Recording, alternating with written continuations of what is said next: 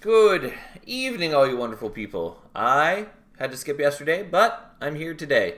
And so we're going to continue on with more Monster Train, more of the Hat Trick Challenge.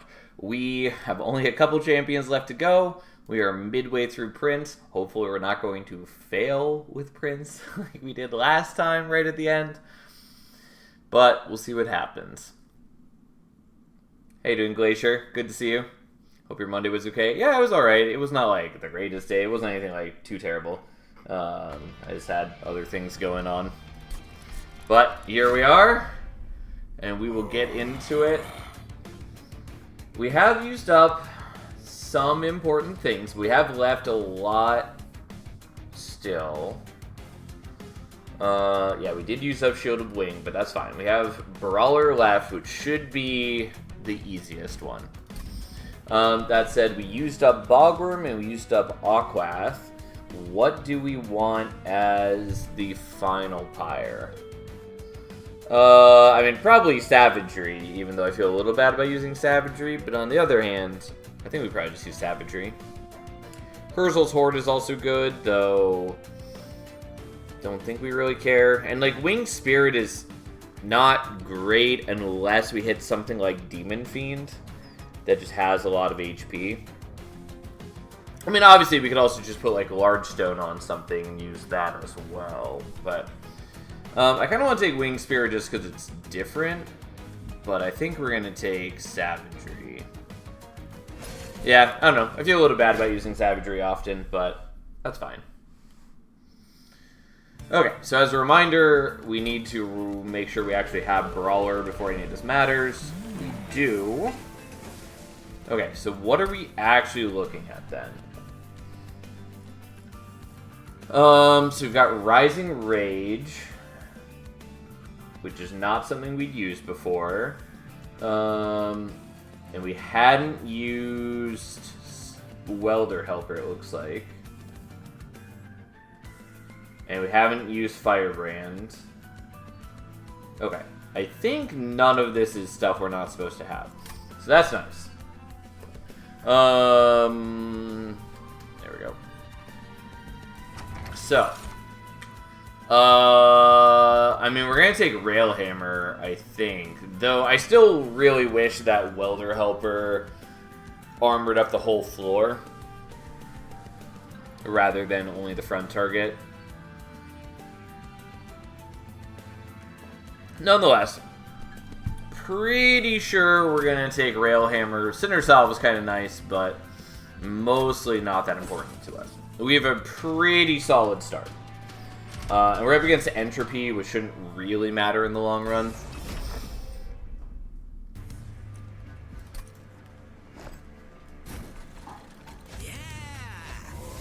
Okay.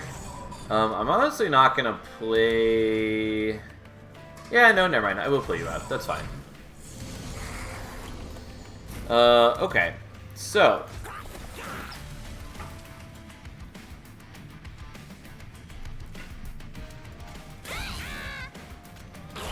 I know it looks a little messy, but we're doing it that way so that I can get more space in case we need to put out the other Welder Helper.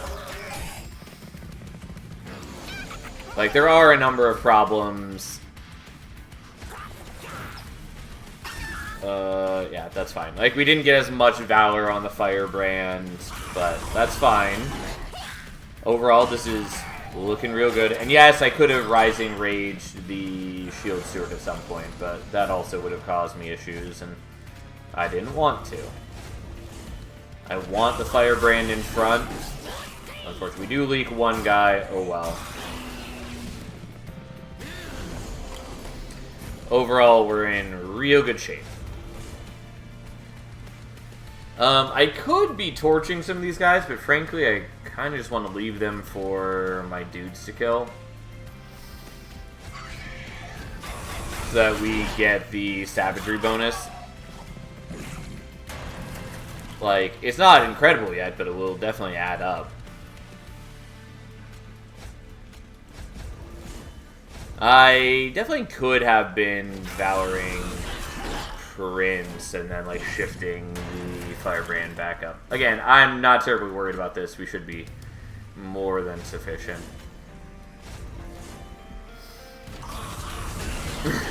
How you doing, Fury? There we go. Prince even gets that kill. Okay, again, real good start. I'm pretty happy to take any of these. I kind of want Fortified Pauldrons.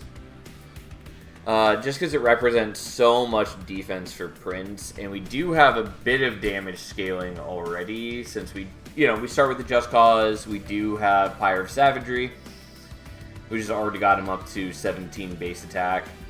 I mean, the others are really valuable too, but I'm gonna take this.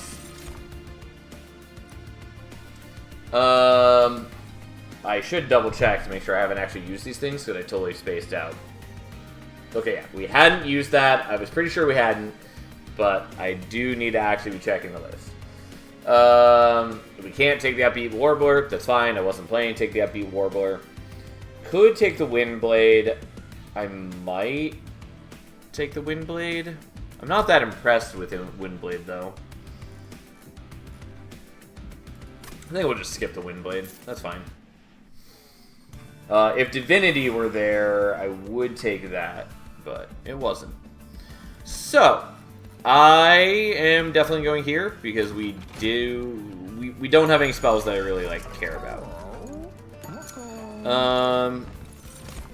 Apex Imp.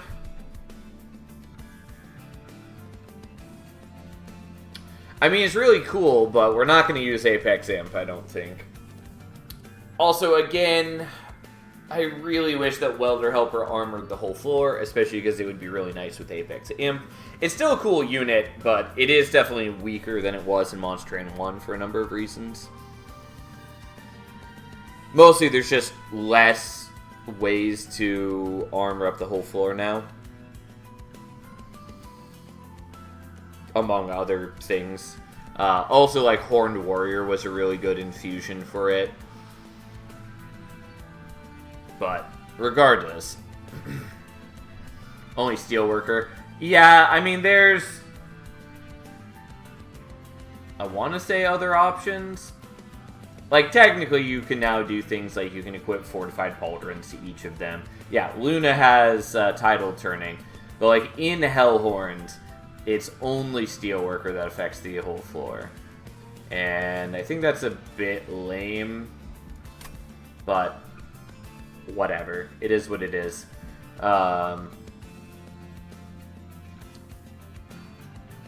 Yeah, anyways, I don't think we're taking the Apex Imp. It is cool. I do have the Welder Helper. I do have Endless in the shop if I want it. Honestly, I could take it right here, put Endless on the Welder Helper, put Prince and the Firebrand on one floor, Apex Imp on another. Which is not, the worst plan. It just also, I don't think, really matters.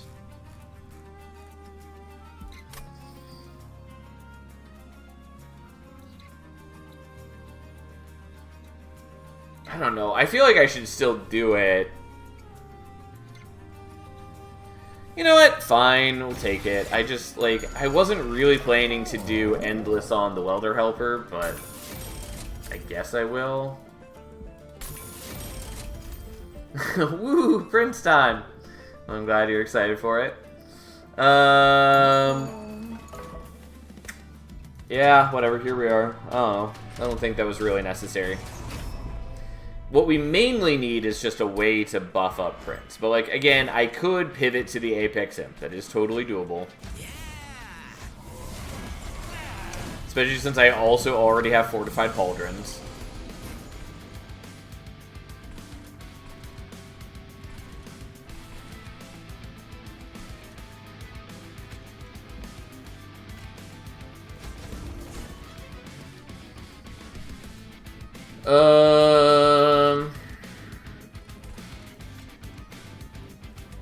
Okay, let's do this. Today I learned drafts no longer offer comments after Ring 2. That is correct. You have learned an important and valuable thing. We're gonna do this, even though it means we're not killing him, but I really did want the collector, so even if it does cause me problems in other ways. I think I'm still doing that.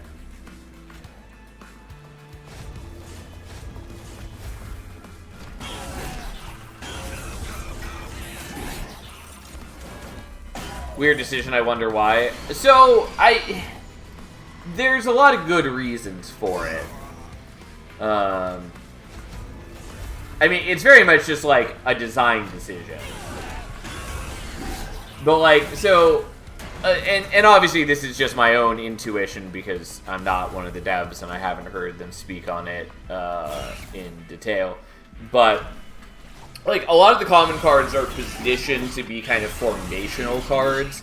They're meant to do kind of powerful effects that you can kind of build around.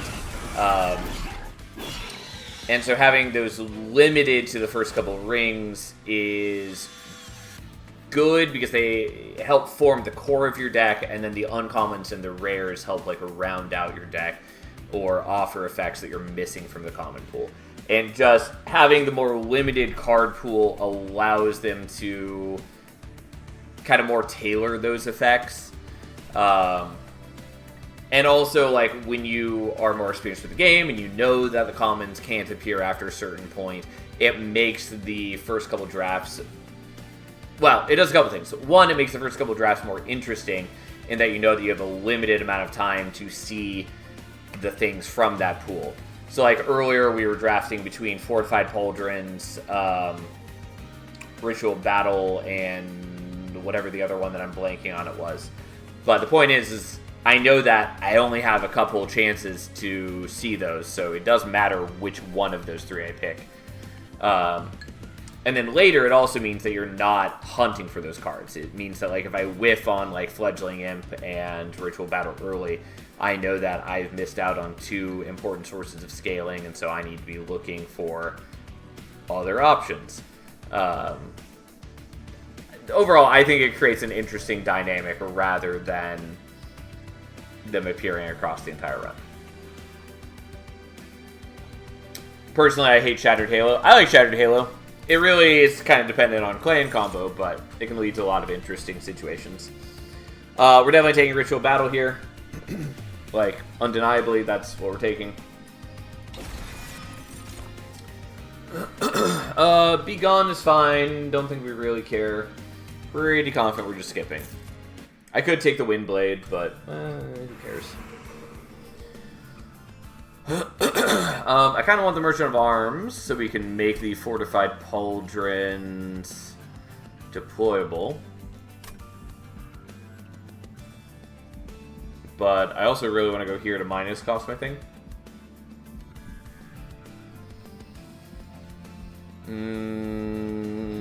Yeah, we're just going to do that. Yeah, this is good enough for me. There are other things that would have been good too, like double stack or like holdovering and just minus one-ing it also would have been good. But I'm pretty happy with that. And I believe we can't take the Steelworker. I believe we'd used that last week. Yeah, okay. And I'm not taking the Branded Warrior. Do not need, don't care. Now get the triple stack event. One can hope. Oh, it's the Garfield box. Interesting.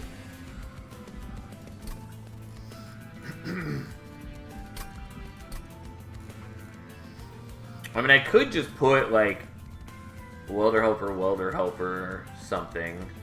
I don't think we want to do that. I think we just want to put multiple... Excuse me, my throat just real messed up today. I think we just want to put multiple stewards in there and just get rid of them. I do like the Garfield boxes in general, but I don't have anything that I super want to put in there. Like, I can do the Ritual Battle, but I don't have anything I want to pair it with. If I had multiple Ritual Battles, or if I had, like, done -2 and double stack and hadn't done the Remove Consume, I'd be happy to do that.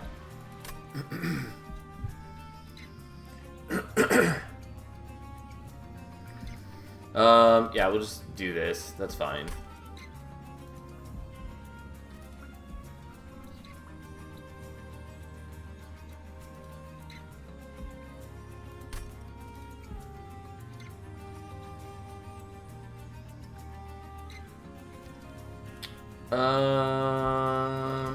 Yeah, I guess we'll do it like that. Yeah, I was reading the wiki and learning a couple key things, like how you get a guaranteed banner in Ring 2 and 3, but in 4 and 5 is random and you might not get one at all, and no more banners spawn after it. Yep. These are important-ish things to know. Like, you can certainly play the game without ever knowing them, but it is helpful to know these things. But you can also largely get a sense of it over time. God, my throat is really bothering me today.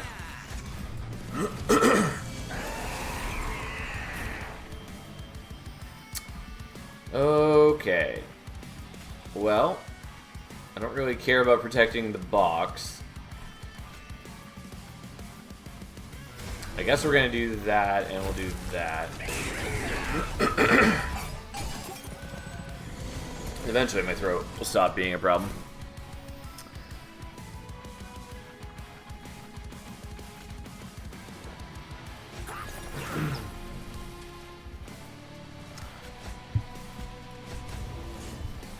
Okay, well, I don't have a way to kill the imp, sadly, but that still protects a bunch of our health. I really want the ritual battle so that Prince can start murdering things more easily, but, you know.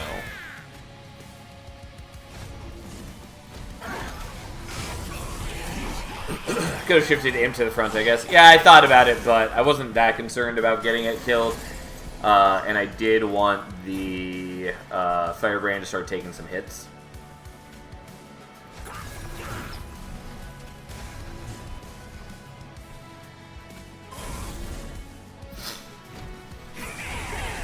Also, our Apex Imp is going to do a lot of damage.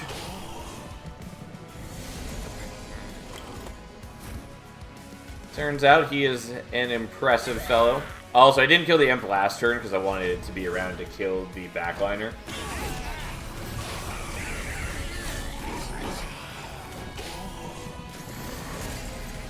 And overall, we're doing quite fine.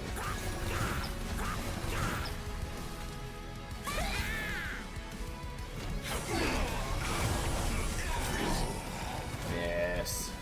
Go forth and murder them, Prince. Good buddy, good pal. Yeah, anyways, Firebrand gets the kill on that. Prince does a lot of damage in the back row. And there we go. Apex Chad's still a menace even when it's gimped. Yep. I mean, still a good card. It's just not as good as it was.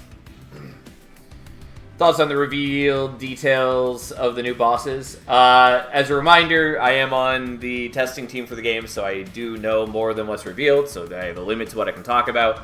But I think they're cool. I think for the most part, people are going to enjoy them, and I certainly welcome the new variety of having additional Ring 3 and Ring 6 boss. I really like the theming of Strix and Hallow being a 2-in-1 boss. I think that's very cool. Yeah, overall, they're cool bosses. Do you have any particular thoughts on them yourself, or any questions about what was revealed? Also, we can't take Eagleheart. We could take Dark Deal, which I maybe want to do. I don't care in the slightest about Infilate. I don't know that we need Dark Deal, but it is good. It's just mostly it would be best if I'm actually putting the Fortified Pauldrons on Prince rather than the Apex Imp. Yeah, really interesting on the double fight, like a mini Titan instead of 3. Yeah. Yeah, I mean, it's definitely the feeling it's meant to evoke is the same sort of multi-enemy fight, and I also like that it is introducing the looping mechanic earlier than the Titans.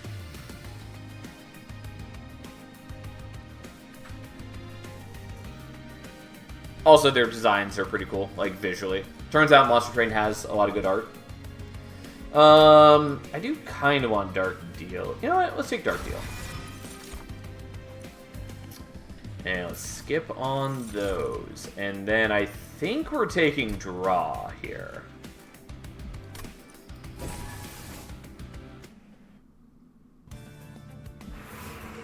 Now, I do wish that I had deployable on the Fortified Pauldrons so I could dupe it here. Obviously, I can still dupe the Fortified Pauldrons, but it's less exciting this way. Very, very exciting. Someone posted a video of one of the boss themes and it slaps. Yeah, the new boss themes are quite cool. I love a lot of the Monster Train 2 soundtrack in general. It took a while for it to like truly grow on me, but there's a lot of good songs and the new ones are pretty solid. So I could do Dualism on you. It doesn't affect his ability, but it would affect the amount of armor that he comes in with, and it also, if I'm giving him Fortified Pauldrons, affects how much armor he gets from Fortified Pauldrons. So I think I'm maybe willing to do that.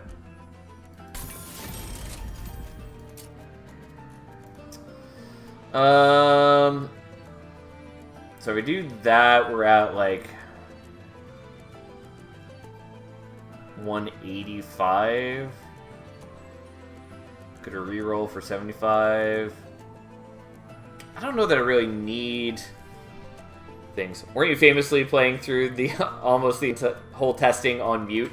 I wouldn't say famously, but yes. I do play a lot. Whenever I'm playing this or most deck builders, I do play it on mute in my own time, usually. Kind of. When I was first playing the game, I definitely was not playing it on mute because I wanted to give my full attention to the game. But pretty commonly when I'm playing a game like this in my own time, I'm also like watching TV. And so I need to have it muted so I can like watch the TV show as well. But also, like, I have the soundtrack, and like I've listened to the soundtrack a lot just on its own, especially Under Legion, Overture, whatever it's called. It's a good song. It's real good. I don't know that I need Endless on the second Welder Helper. I think we're just going to skip so I have a little bit more gold.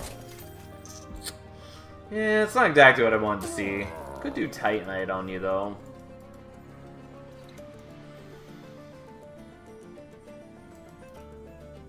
I mostly suspect I don't care. But I could.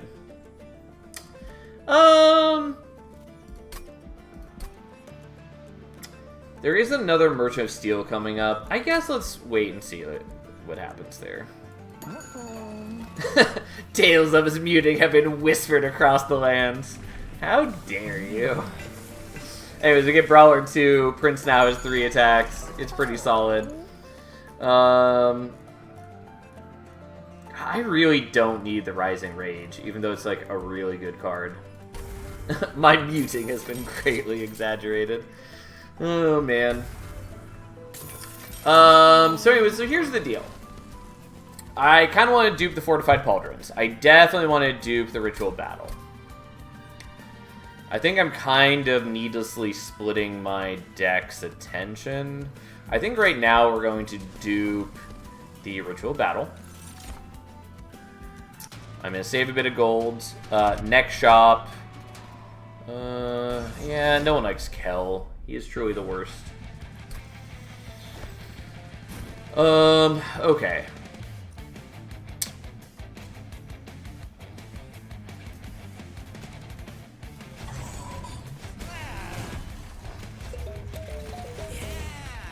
Well, we're probably going to get some corruption on you, which doesn't really matter. Legend says if you mute the game, it applies silence to all units. Oh, man. Glad you guys are having fun with this. Alright. Well, this is one of those times where I really wish I had Aquath's bonus.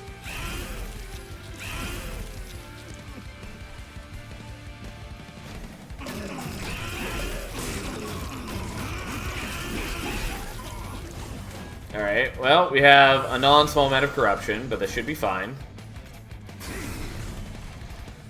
Yeah, you're gonna die, who cares? I certainly don't care. And thanks to the Ritual Battle, we should clear these enemies no problem, since Prince does a lot of damage already.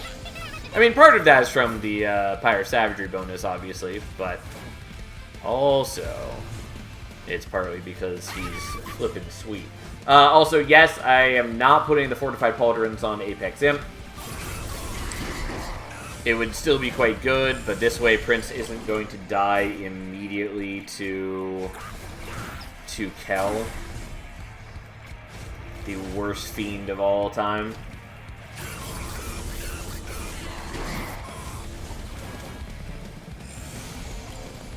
And also, overall, I sort of think that the Apex Imp is irrelevant.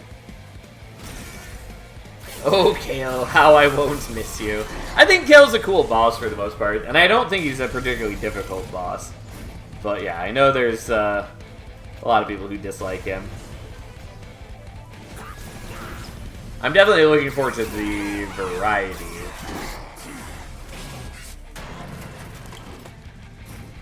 Okay.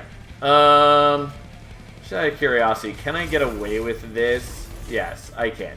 The reason to do this is just that it gives my dudes more things to kill for Pyre Savagery. And so I may as well do it if it's free to do.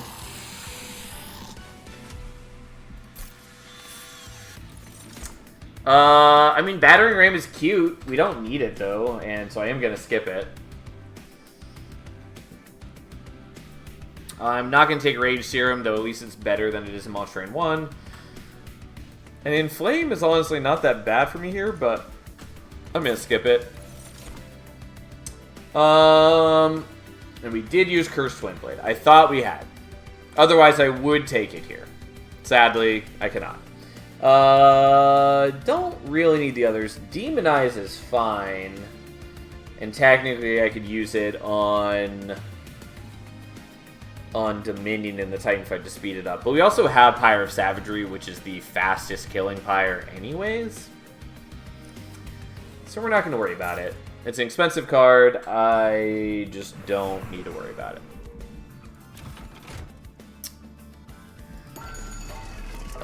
Okay. Pretty happy to see that, I guess.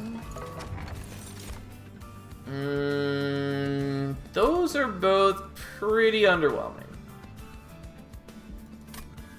Technically, I could take Pyre Sparks so that I could put the Steward on the same floor as the Apex Imp and then explode it if I need space. Don't think I really care about that. And I don't have any consume cards, so we'll just take the gold. Boring though that may be. We're going to give that to you. I don't think we care about that. Could give you Valor to start with, but it could also just give you like a large stone if we see it. Double Titanite. I'm fine with just giving you HP, I guess. Alright, we are going to dupe this. And then we're going to remove, I guess, a Just Cause. They're not really doing anything for me right now. And the torches help me kill off the imps. -1 Ember is fine. It's a little annoying, but we've got what we need for it, so.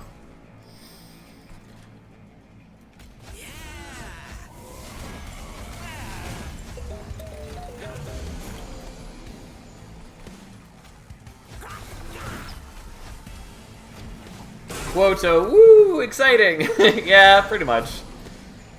All my homies know what Quoto is about.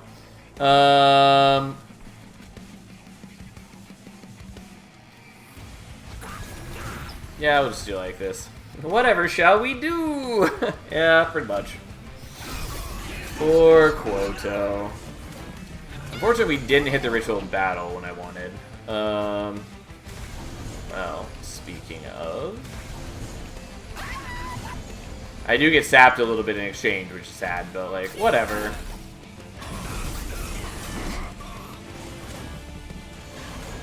And the minus Ember is affecting me. It just also basically doesn't matter. Yeah, I'll just give that to you for now.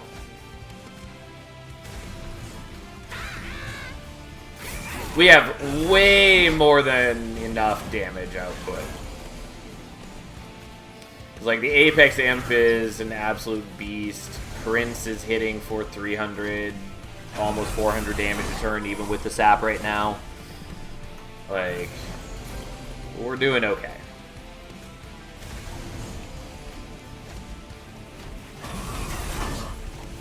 And the Firebrand is largely just doing his own thing.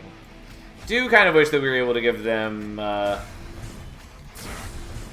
dualism, but it doesn't super matter. Like, if we really need to, we have ways to pivot to giving them more defense later. And we might need to do that, don't get me wrong. It's just that for the time being, I'm not too worried about it. Okay.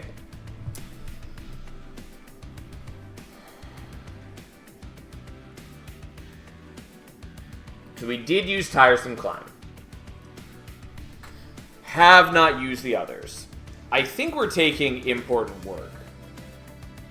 Branding Right is good, but it's not as good as it sounds, given that the Apex Imp has only 10 base HP, and Prince only has 6, which maybe goes up higher at rank 3 Brawler. I don't actually remember. Yeah, it works on the Firebrand, but that's fine. We'll just take the Important Work.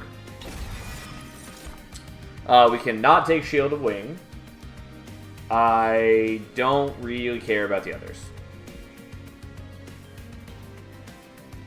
That was a response to the more defense comment. Yes, fair point. But yeah, the Important Work is also more defense, and that allows me to use the Imp more and reposition the Imp and all that. Kind of want to go here now, but we're going to go here.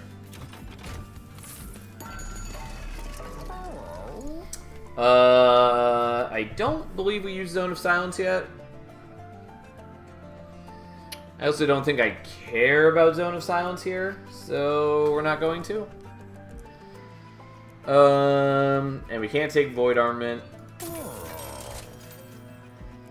Yeah. Everlasting Light was the one thing I wanted. Inferno Room is also good, although I am running out of Deployment Ember. I mean, running out, I really already have. Yeah, I just want to make sure I hadn't used it, but no surprise. So I think we're just not going to worry about Inferno Room, even though it might be relevant later. Boiler Room is okay, no. It is good. It's honestly pretty decent for us. And I was considering it here. It's mostly an issue of I won't have enough Deployment Ember for what I want to do. And which I can take the Ember upgrade here, and I might. Although that sort of defeats some of the purpose of Boiler Room. And what was I trying to say? Yeah, don't remember. Don't remember what I was going to say. Oh, yeah, I have limited ability to do deployable upgrade. So I think we're taking Everlasting Light. It's not of critical concern right now.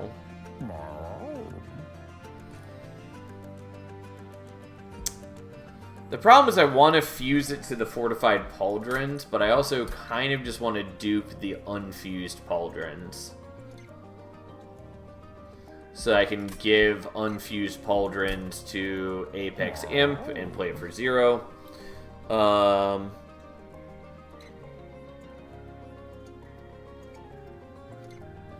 And like, I could just wait on fusing the Everlasting Light at the last Merchant of Arms. I don't think we really need it right now.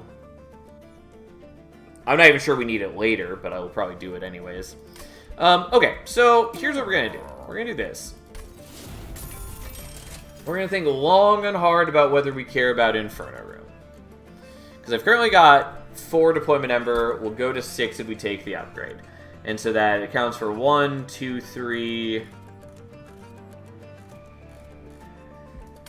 4, 5, 6.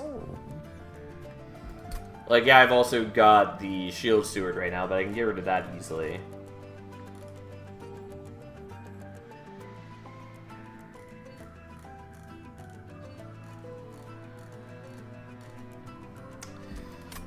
I might want the Inferno Room. It does sort of make the Firebrand a little less good to stacking up the Valor, but it basically is only there to protect us from Entropy. It's also good into Kale, although I don't think I really need to worry about that. Nonetheless, I will take that, and I will take that, and we'll leave that as is. We're going to get rid of some of these.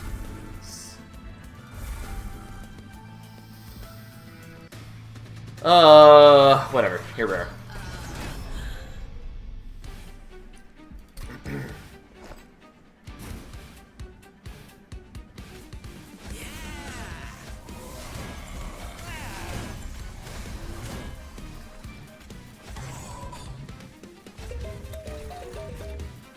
It does make the Silence Guys a non-issue. The Silence Guys aren't really my concern. My concern is the... My concern is that the basic enemies in the Entropy fight just do a lot of damage. And so my kind of lackluster defense might not be enough to handle that. That's all.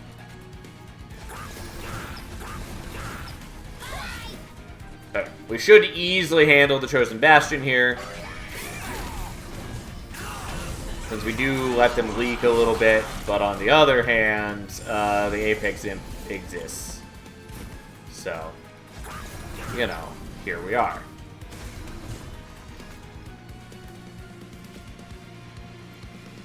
Yeah, I'll just not take the damage. I could play the Ritual Battle, it would be good. If I didn't have the Apex Imp just sitting here ready to murder things, I'd be more inclined to do that.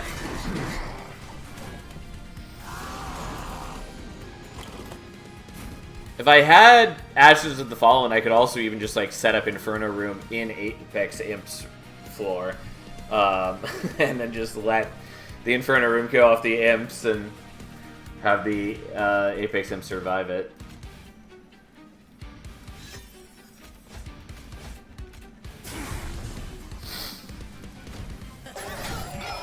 Oh no, my army of stewards!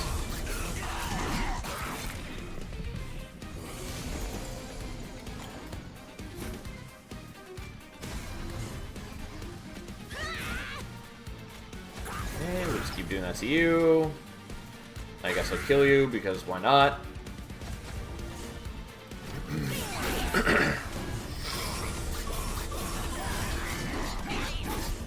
Yes. Make my monsters grow. Oh, we're definitely getting rid of the Calcified Ember. Sorry, all my other units. It is important to me.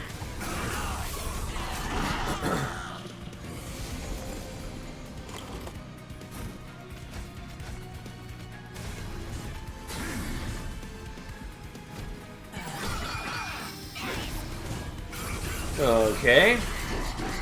We should be more than fine. Look at us go.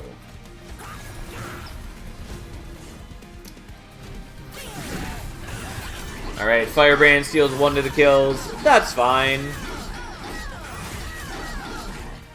And thus, it's all going well. And now Prince is up to 5 attacks.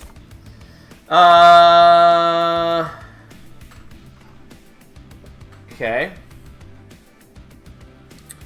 Don't think I need Bloodsoaked Arena, though I kind of want it. It's not that impressive for me. Kind of. It is decent with Prince, since he's essentially getting 6 attack on kill, which is a lot for a dude who attacks 5 times. Could take One Horn's Tome, and it's pretty inconsequential for me at this point. And Last Stand, I am using a lot of Rage.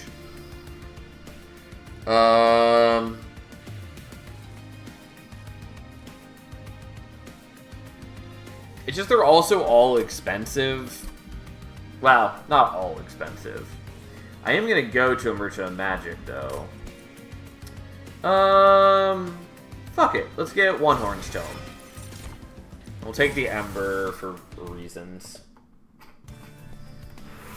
Okay, so we're going here. We get healing, which only vaguely matters to me. We basically haven't been taking damage across this run, so I'm not too worried about it.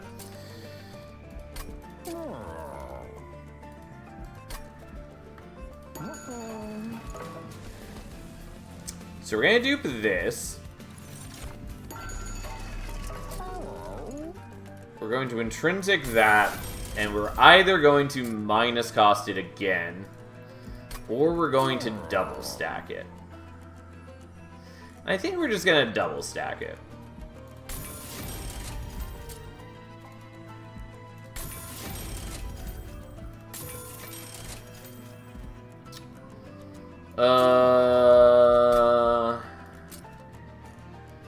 Yeah, I don't really care about any of these. I could take the Holy Stone, but who cares about Holy Stone, really? Oh no, amalgams and Heaven's Seal. However shall I manage? Okay, so you go there, you go there, there.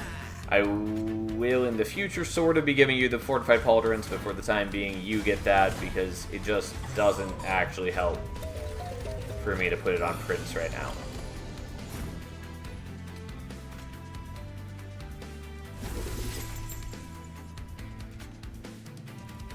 There we go.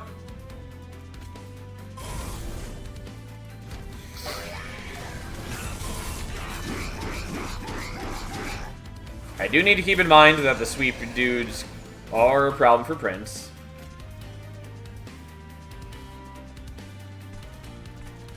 I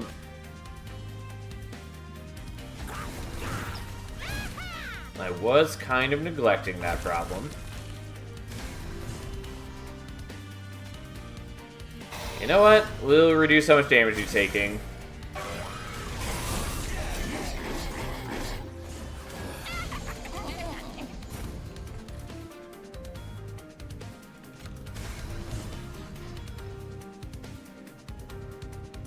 Yeah, I can't quite do what I want, but so be it. I mean, even if Prince dies, like, the Apex Imp is still going to be pretty impressive.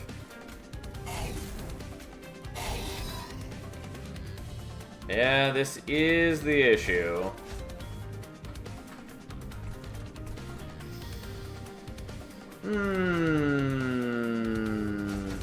Yeah, I kind of wasn't paying attention to the fact that there are sweep enemies.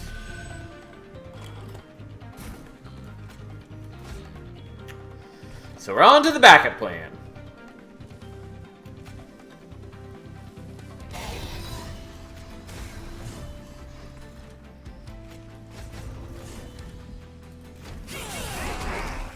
But I do need the Endless Imp.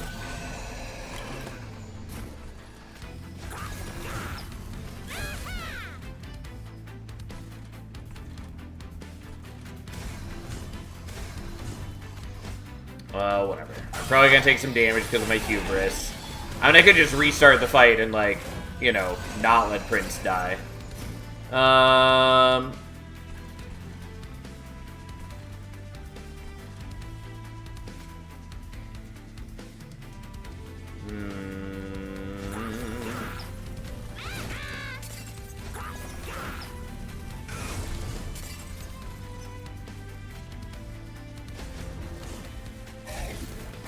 I mean, yeah, whatever. We'll take some damage from you.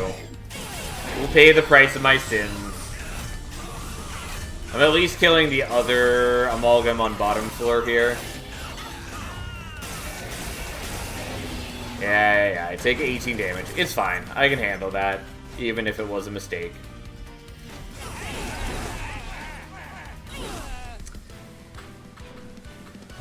Well, this is why we wanted the armor from the Pauldrons earlier. We're not going to take the Branding Right. We're not going to take the Inferno.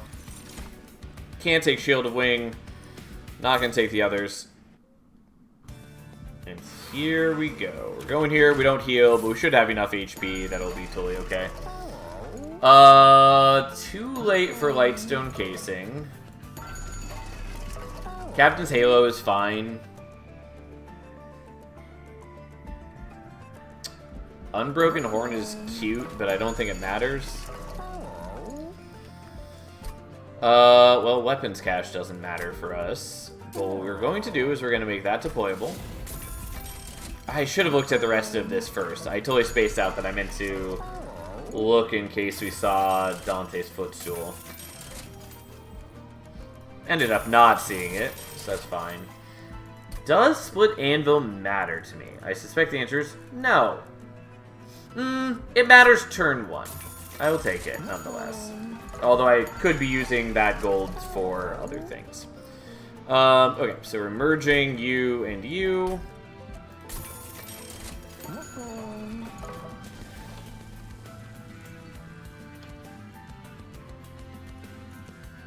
And then I have decisions to make.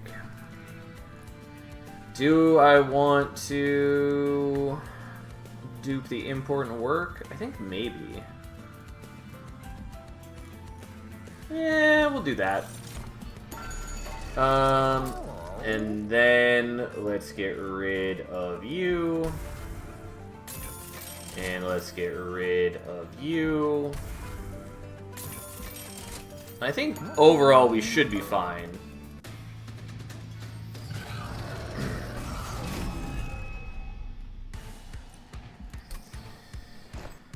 Okay, so I'm no longer going to be getting some of the Savagery Pyre bonus. Doesn't really matter to me. That's fine.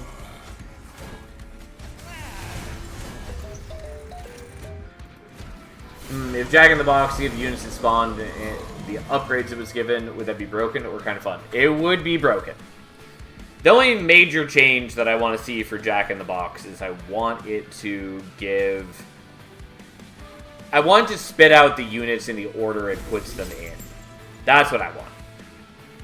So that you can reliably get them in the right order.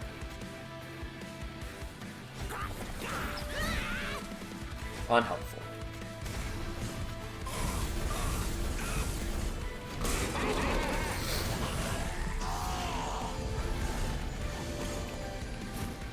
Okay. Not too worried about Curse of Entropy.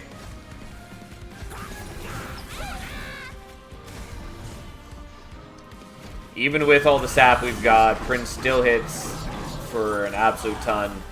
And we wipe out a lot of the problematic enemies before they get a chance to do anything.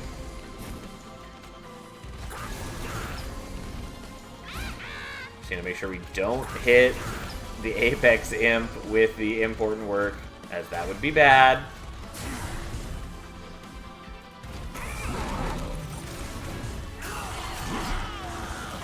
Okay.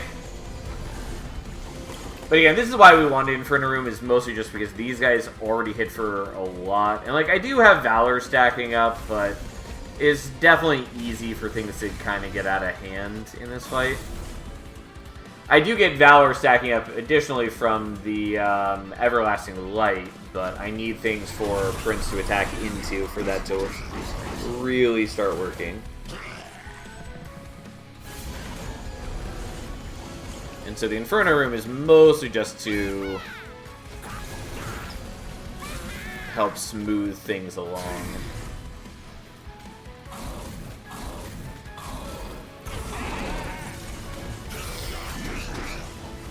Okay.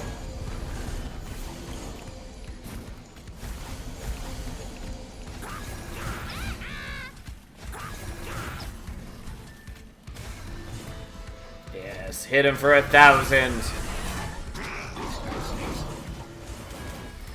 we're still a ways off from killing him, but we should be totally fine. I have a lot of damage even through all of the sap. And there's not a whole lot he can do to stop me.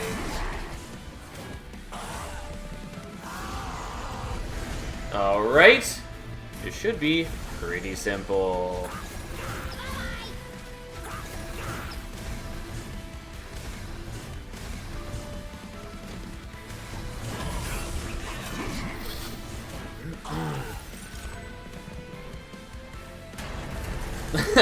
Dualism, Jack in the Box spawns 2 of the same unit per turn. That would be cute.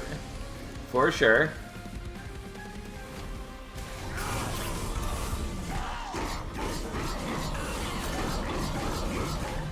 Ta-da!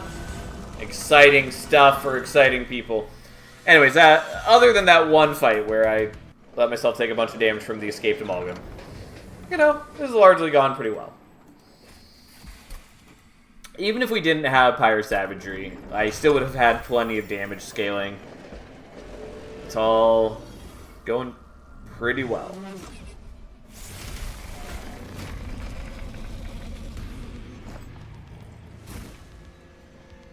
Okay, so Inferno Room goes there. Oops.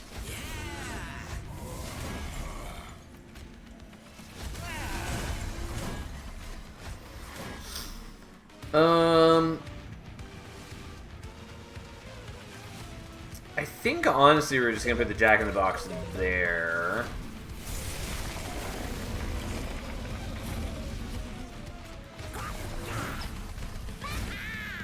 Okay, now we play this because it will minus cost the other things.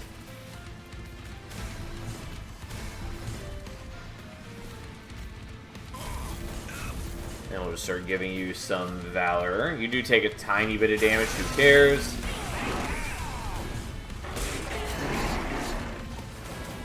We already shave off a good chunk of Entropy's health. Oh no, I take a little bit of damage from Savagery. However shall I handle such a fate?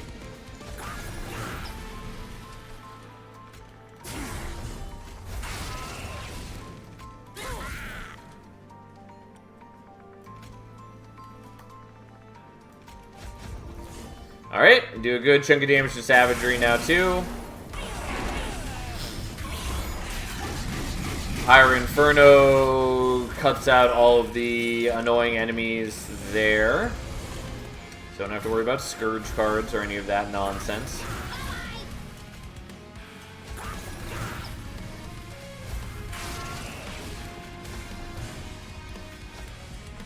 Oh, I actually meant to kill you. Artistically, which Titan is my favorite? Probably Savagery. And I don't actually like this design all that much, but I don't really like Entropy, even though I really like Entropy's normal design sense. Like the black holes and crystals and purple, I think works well in a lot of the enemies. Particularly, I think Ajax looks really cool. But a lot of the other ones look pretty cool too. I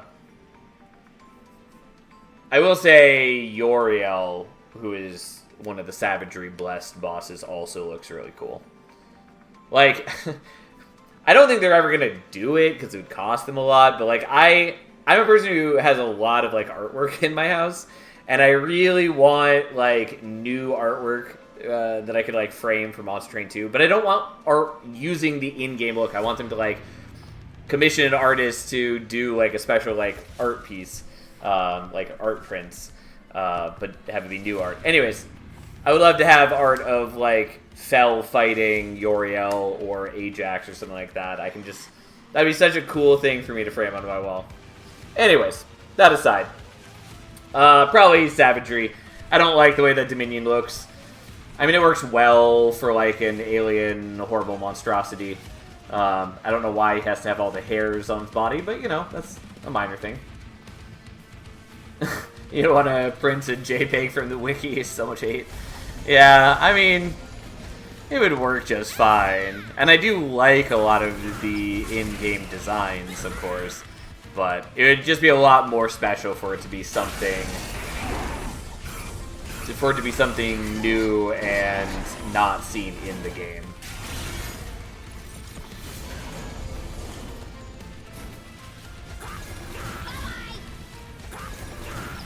Anyways, Entropy, unsurprisingly, is already down.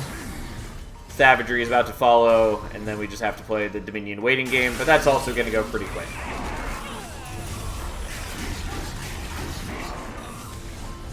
Also, we have a lot of Valor on the Firebrand, even without having like dualism, just because we're generating a ton of armor or Valor from Everlasting Light, as well as from the Revenge Trigger. Okay. Our poor Apex Imp was going to die, but ends up not dying. I was going to give him a little bit of protection by moving the Imp up front, but even that wouldn't really mean anything, since he has Trample. There we go. Ta-da! There we go. We would have ended it before top floor, except that the Ardent healed Entropy on bottom floor for 50, so we had to knock him back down. But there we go! That was a pretty smooth and fun run to start things off. I was gonna feel really bad if we had a loss with Brawler, because Brawler is generally Prince's best path. I know there's a lot of people who tried to tell you it's Reaper. They're wrong. Reaper is a lot better post Lost Arsenal, but, like, Brawler's good. Like, having a unit that reliably is going to get 5 attacks for no investment is very strong. It lets you focus your resources elsewhere. The only, like, major downside is you need to find damage scaling. Guess what? You need to find damage scaling in, like, every run. It's not really saying anything. But, like, there's a lot of ways to make Brawler work. And the payoff is great.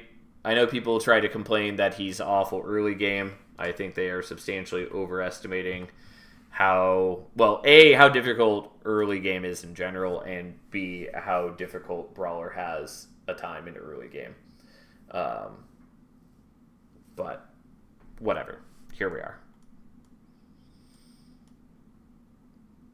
I hear the complaint all the time, people saying that, like, they consistently lose in Ring 1 and 2. And you shouldn't be losing in Ring 1 and 2.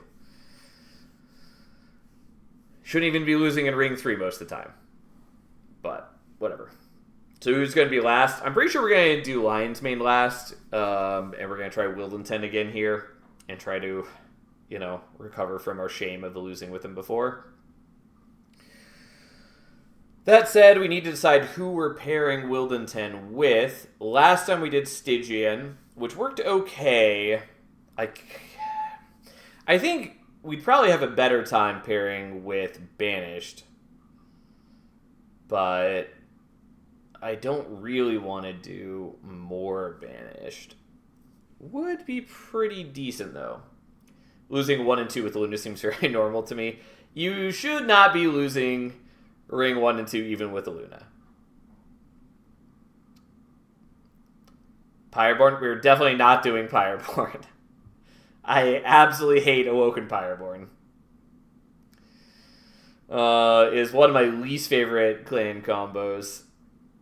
It's a lot better after Lost Arsenal, since Awoken has a lot more, like, defensive tools of meaningful value post Lost Arsenal, but still, it's not my favorite combo. In general, I don't particularly love playing Awoken in Monster Train 2. They're just a little boring. They're not very exciting. They're whatever. Anyways, I think maybe we do Stygian again. I'm just worried about running out of tools, because that's kind of what happened last time. There's still a lot of ways we can do it, but it does worry me to some degree.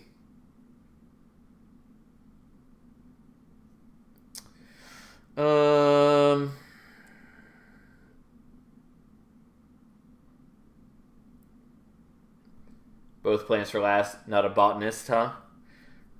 I mean, we're saving Lion's Mane because she's cool. Yeah, I don't know. I think we should do Stygian. I was just trying to think if there's anything I would want to do more. Like, Remnant could be good in a number of ways. Lazarus obviously is a pretty solid clan. And there's a lot we could do with that as well. But I think we're just going to do Stygian nonetheless. So, let us start it up. And just try not to be bad with Wildenton. Okay, do we want Foregone Powers or Frozen Lances? I think we want Foregone Power. Also, I still want them to buff Root Seeds to +3 attack, but who knows. As far as Pyre, we might take Aquath. I think Bogworm is good. Obviously, Herzl's Horde is good. Echo Timefather might be fine. Even Winged Spirit might be okay. Obviously, Pyre of Savagery could also be good, if a little cheesy. I think we just start with Bogworms, the traditional start, since it's just good. Okay. Fair enough. Not sure how I feel about that start. I didn't really want to do Thornlord yet. I really would like to just get Strangler out of the way. Do I want Thornlord here? Do I want Predator? The problem with Predator is that we already have Animus of Speed, which has Quick on its own. Mind you, we could drop the Animus of Speed at some point. I just really would like to do Thornlord with, like, Sirens. Or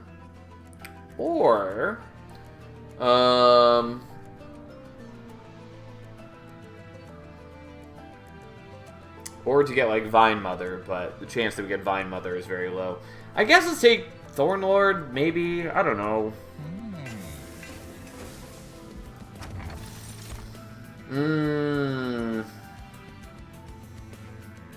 I'm not wild about either of those.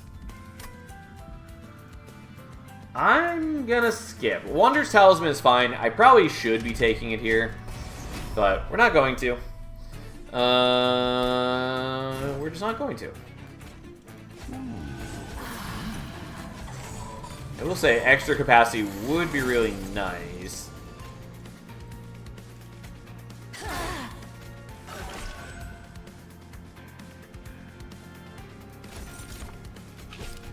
Okay, we're gonna do that just to bulk him up. I probably should have played out the Steward, but I didn't.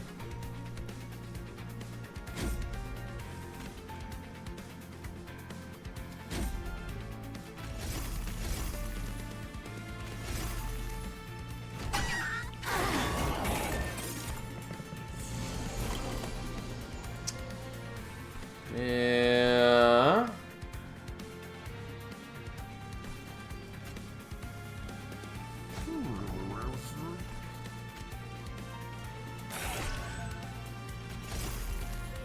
Alright, so wait on the ability so we can use it for the boss wave.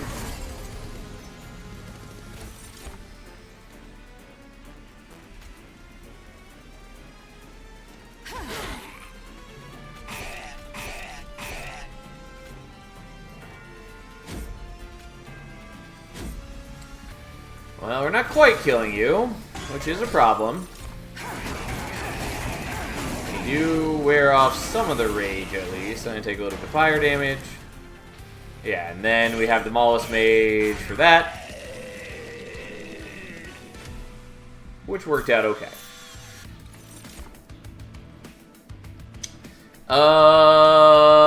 Okay. So, since new run, everything's back on the table. I might want Restoration Detonation. I would sort of prefer to hold that as an option for Strangler. We do also already have the Glimmers, so I could use the Glimmers as sort of a defensive option.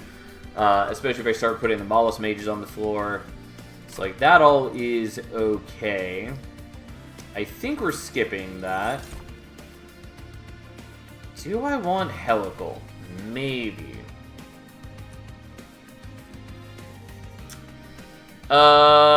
Fine. I'll take Helical. Energy Siphon, baby. I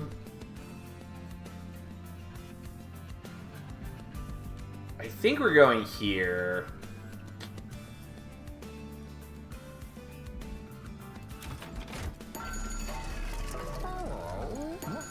Alright, give me Vine Mother. Nope, unsurprising. Well, we're gonna skip that.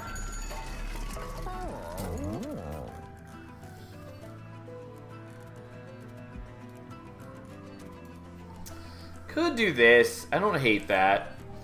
Could also just, like, minus cost the Helical. Alright, have a nice night, Fury. We are up against Savagery, which is sort of a concern. One problem I have is knowing when to skip banners. I will note that I do probably skip more of them than I need to.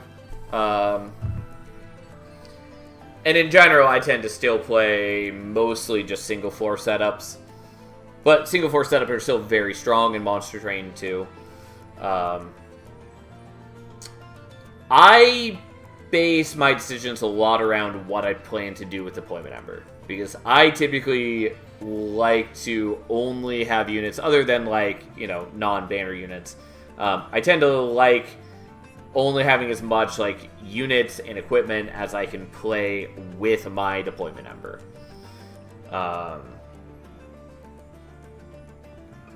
And so if something's not going to fit into that strategy, and if it's not going to make a meaningful, like, huge increase in your power to play it later on, it's often very good just to not take more units than that if you can't utilize them, or to start getting rid of them if they're not going to do anything good for you. It's a bit more complicated than that, because there are a lot of units that are still valuable to play later on, like, for instance, an Endless Puffball is not bad, or, like, Endless Titan Sentry, or a variety of other things. Even, like, Greed Dragon can be good to play later on if you have, like, mid-battle horde generation. I was gonna say, you make it sound so easy. I mean, again, keep in mind, I have, like, literally 700 hours in this game. At least. And I think that's all from when the full release of the game was. So I probably actually have more hours than that. Anyways, I have like 700 hours in Monster Train 2, and I have like 2,000 hours in Monster Train 1. I played a lot of Monster Train. I spent a lot of time thinking about this game. I'm also like on the Discord all the time. Anyways, I don't know. I kind of want to do Intrinsic here. It's not like the worst thing. It would mostly be looking for like Holdover, but I don't know that I really love that. I think what I'd rather do is do this. Yeah, I always see you in the Discord. I try to be present, both because I just like talking about Monster Train, but also because I like being a resource for when people have questions. And whatever. I think for the most part, people seem to enjoy that.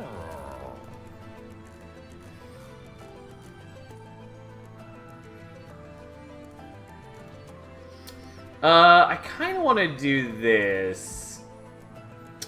Yeah, you know what? I think that's good enough. I thought about doing Spell Chain on the Glimmer, but we didn't. We'll see what happens. Okay, well, we're setting up on top floor so that I have space for the Mollusk Mage if I want it. Also, we can still do that, which is not bad. Yeah,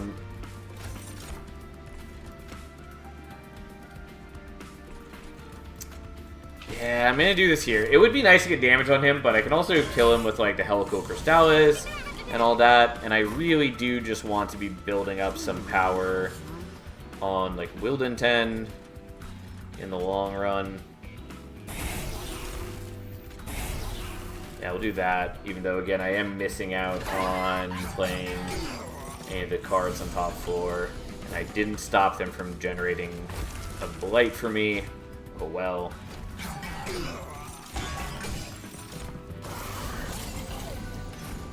Yeah, this is part of the problem, is that you are going to murder me in an unhelpful way. Okay, so here's what we're going to do.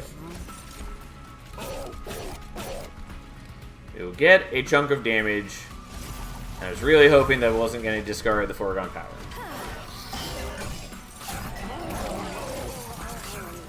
not well suited to fighting him, but I at least have tools.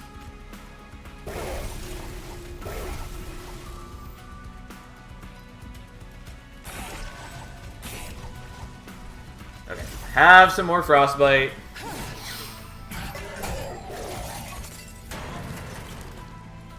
Yeah, unfortunately, you just kind of die no matter what, but it's not a big deal. We can also kill the backliner there, and the stings make up a good chunk of damage. And here we go.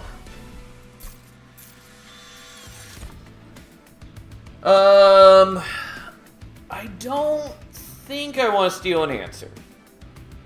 I think I'd rather save that for other champion paths. I don't think I need Wildwood Sap. I think I might take another Glimmer. Even though that mostly feels pretty bad. I will take the Glimmer, I guess. I will take another Helical, even though I have a bunch of Calcified Embers, which I don't particularly want. And I think we're just going here. Again, the problem right now is I mainly just lack offensive scaling utterly and completely.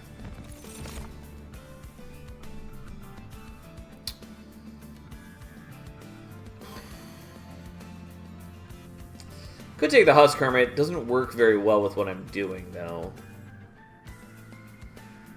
Maybe I take another Animus of Speed.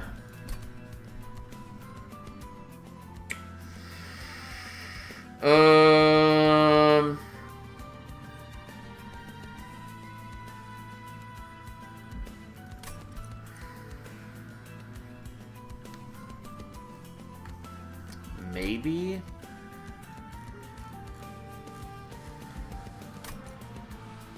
Alright, fine. So one of you is gonna be small. You know what? We're gonna give you HP as well, for reasons. Though I forgot that what I actually meant to do was roll for Incant Armor, and I spaced out, because I didn't have a lot of gold, and I panicked, and that was wrong. So this would be Rage Serum, which isn't very impressive on its own, but it is damage scaling. This is Wildwood Sap, and this is Packed Morsels. I don't think I really care about any of these. Oh, it can be Imp in a Box. Huh. Either way, I don't want Imp in a Box, so it's a moot point.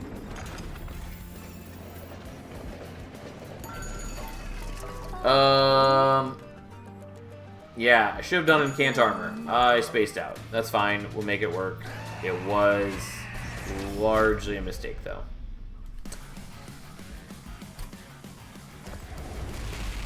I was hoping it was going to stack all of the capacity together, but that's fine. We'll do this, I guess.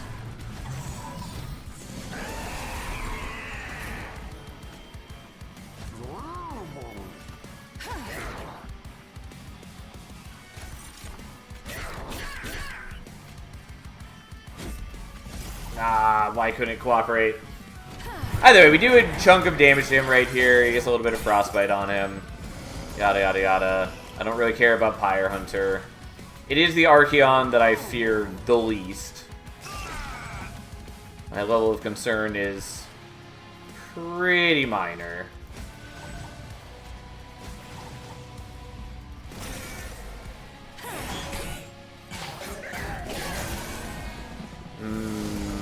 Okay.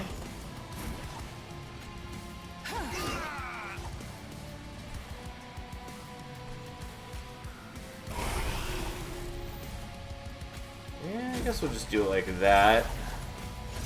And then just power up a little bit. Which Covenant level do you think is the biggest spike? Honestly, I don't remember because I've been playing at highest Covenant for such a long time that I frankly don't remember which Covenant is which anymore. I will say probably whatever Covenant adds in the Chosen enemies, which I think is Covenant 10. Or maybe I think it's Covenant 4 that adds the additional boss mechanics. But mostly the additional boss mechanics aren't too bad. But the chosen enemies, they are very threatening. Like, it's not that hard to deal with them for the most part. There's a lot of different... Like, they don't ask that much different of your deck than what you already should be doing. Yeah, so if I do this, then I'm guaranteed to discard that. And then we take a little bit of pyro damage, who cares? But anyways, having the chosen enemies does put you in a position where... let's just kill you. It does put you in a position where if you are not... If you are ever, like, leaking one of them, or otherwise just, like, not setting up well, you will pay a very hefty price. Like, during the Kale fight, for instance, the Chosen Bastion, I think is its name. If you let that leak, it will just 100-0 your Pyre pretty easily. For me, I still cannot get past Covenant 9. As I always note to people on the Discord, my best advice for that, if you are struggling, is to start posting some of the deck lists from your recent runs and or posting the seeds from those runs so other players can give specific advice. Like, that's what I do for people all the time on the Discord, because it's much more helpful than just giving you general advice. Being able to, like, really look at your deck and say, like, oh, you have more cards than I would have drafted, or if I am able to run the seed, I can tell you, like, you know, here's a card that you skipped, and here's how I made use of it instead on this run, and here's why I picked it, yada, yada, yada. I think that is, if you're looking to improve, I think that's, like, the best way to get good, specific advice.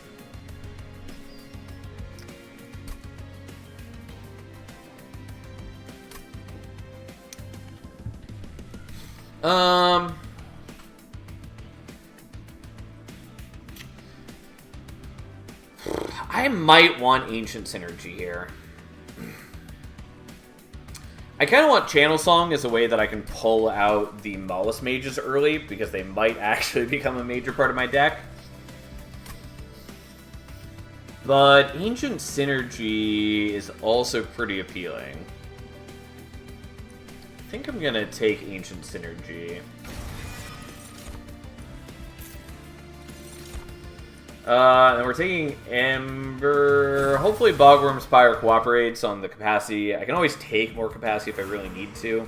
Please give me Holdover and Intrinsic. Yeah, beautiful. I mean, I would sort of like the Holdover on the Glimmer. I think we're doing this, though.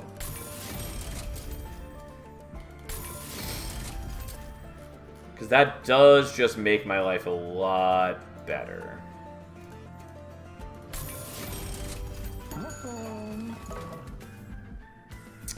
Suppose I should have looked at the Armory first. Do I want one of those? The Iron Tongue is not bad. I actually might want Iron Tongue. Yeah, you know what? I do. It actually solves a lot of problems for me. Kind of. I do want to remove a bunch of things from my deck. I do want to make the Iron Tongue deployable. But for the most part, we're in a substantially better shape than we were mere moments ago. Now, if only this will start just giving us more and more capacity down here, that's what I want. I've been using Iron Tongue a lot more than I thought I would given my first impression when they revealed it. Yeah, more than any other card, I think Iron Tongue got the widest range of reactions to on the reveal. Or just, you know, on people actually having access to it. Because there was a wide contingent of people saying that it was going to be mega super ultra busted. It's not. It's pretty good. There was a bunch of people saying that it's going to be absolutely useless. There's plenty of people in the middle. Like, I think it solidly is good, but situational, not busted. It's not worth taking all the time, but it has reasonable uses. Oh, wrong ordering. But that's fine.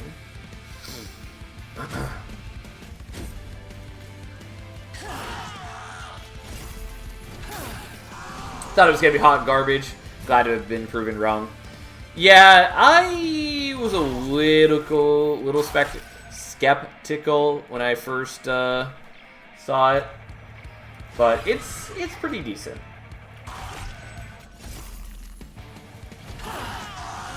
What card is looking at somebody else? Iron Tongue, the equipment that gives sweep.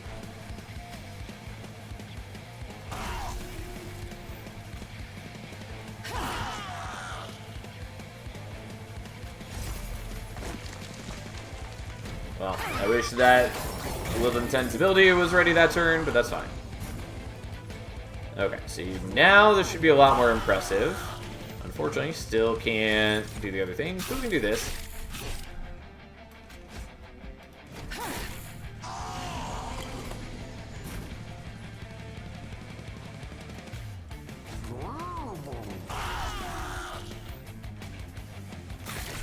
I do want to play the Calcified Ember. I probably don't need to take the damage here, but I did anyways. Yeah, you are the worst, Kel.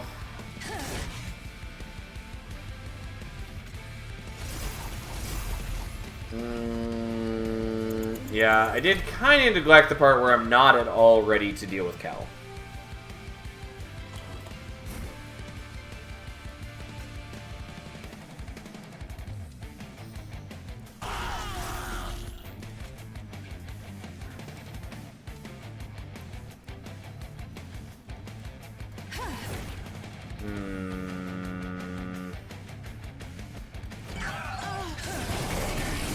Yeah, you are a really bad matchup for me.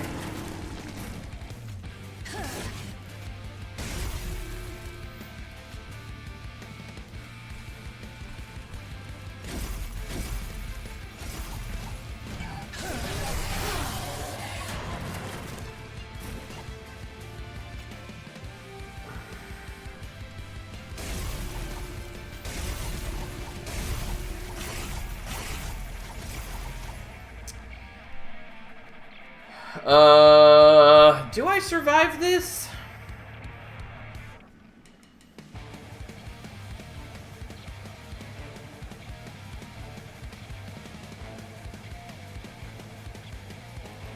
You go down to like 236, I think, and then we're effectively doing 60-ish damage around. I do survive, I think, but it's not good. Yeah, that was real bad. Kel was a terrible matchup for me. And it's part of why I should have gone Incant Armor earlier. Well, I made a mistake.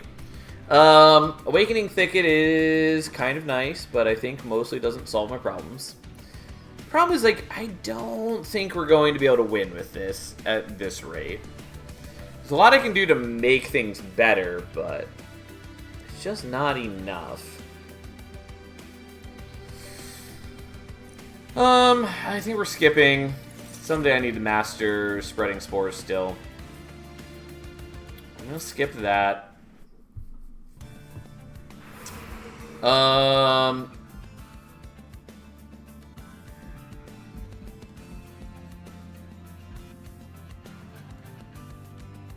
not another Merchant of Magic for a while.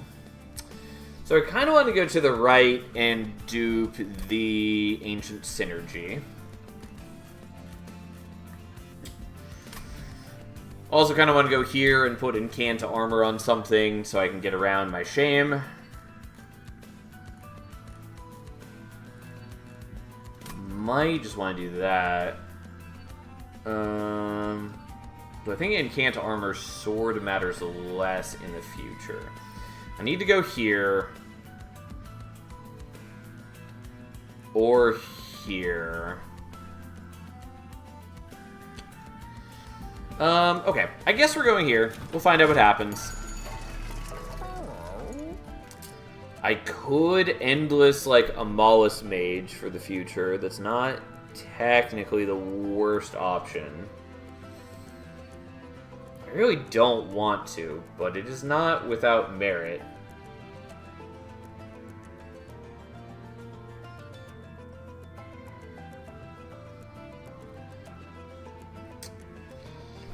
Okay. I don't like it.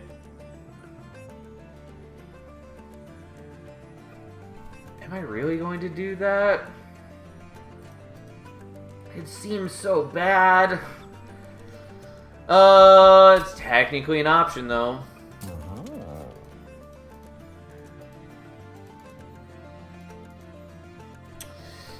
I really don't want to, but maybe I need to. Okay, fine. Let's just commit to it. I would love to large stone you, but I'm not convinced that we're going to have the ability to do that. Well, that's good enough. So, give me multi-strike and a Cantarmer. Beautiful.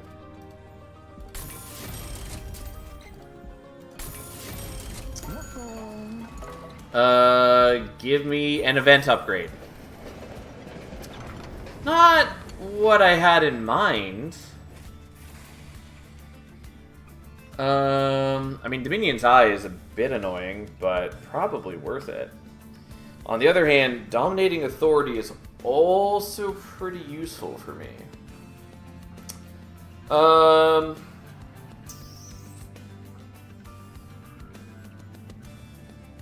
The only problem is that then if I need to have endless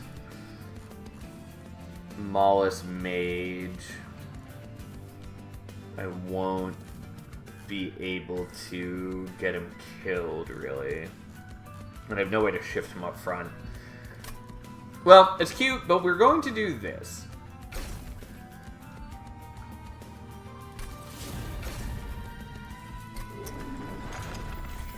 Okay. Either way, we are largely in much better shape.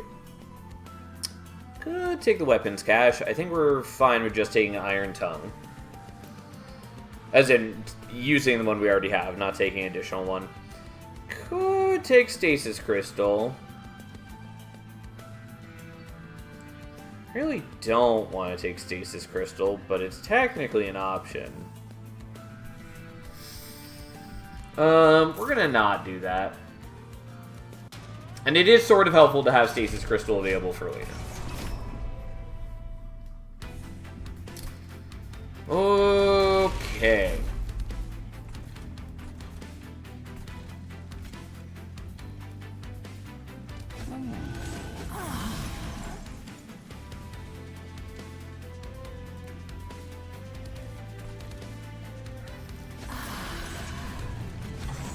Yeah, we'll see how this goes.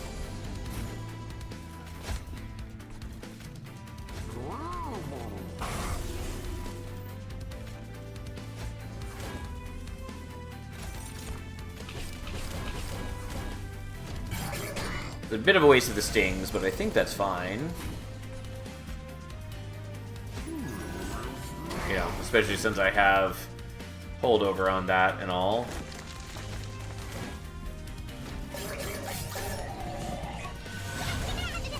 Okay, so that's taken care of. We explode there. We explode there. Oh.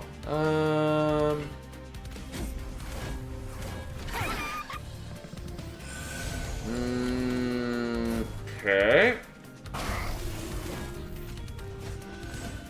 I do lose a little bit of attack doing it this way, but that's okay.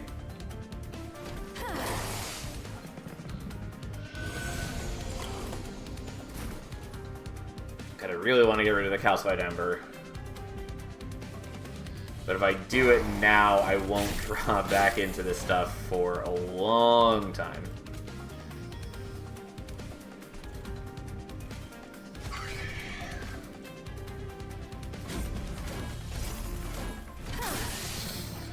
Well, oh no, it's Quoto! What a terrible fate!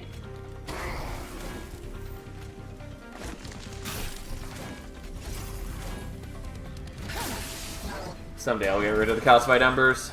Someday. Alright, you'll just explode those guys. And then the spell weakness matters. And then we just kind of explode you, and we even hit you with some stings. How exciting. I don't have good damage scaling, but I've got something.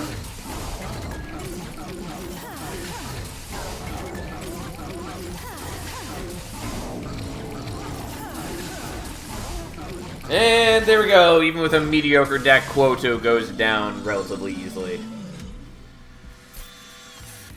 Okay, I mean, I could take Spreading Spores. I really don't want to take Spreading Spores. Honestly, the Pyrogrow might be worth it in a way that I so rarely ever consider. You know what? Fuck it. We're taking Pyrogrow. We're not taking Guardian's Amulet, though I would love to. We're going here as much as I really want to go to the Merchant of Magic. Oh well. This is life. Okay. Kind of want Awakening Thicket. We're not going to take Awakening Thicket. The only thing we really care about is doing deployable on that. I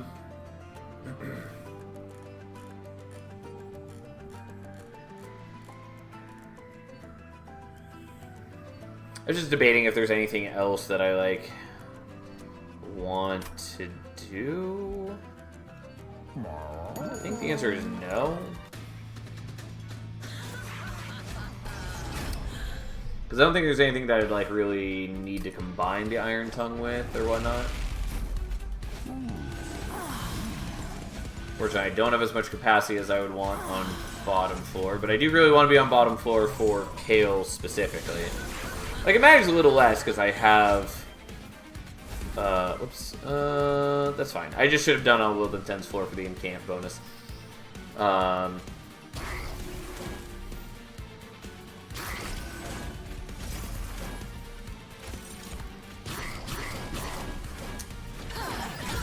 Yeah, anyways, it matters less. Also, I forgot to use the ability on the top one to hit that guy, but whatever.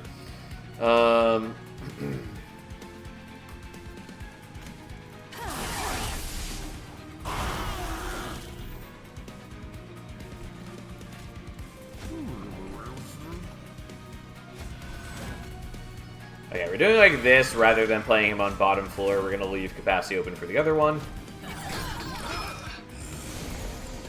Anyways, I have Quick on this, so it doesn't matter as much if I had been letting some of the enemies escape to higher floors. Is all I was trying to say earlier while I was struggling to get the words out.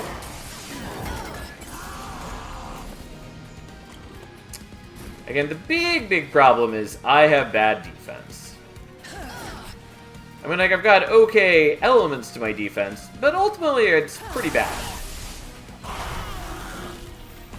At least I can finally get rid of that.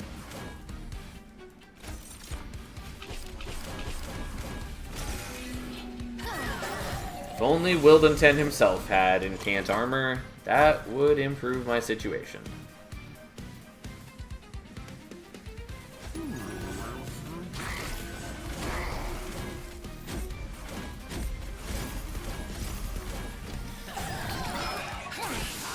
Okay. Well, you so kindly can do that. Unfortunately, we wasted spell weakness on the Glimmer. Also, I could have done that slightly better and played all of those. Oh well, that's fine. But it was necessary to do it that way nonetheless.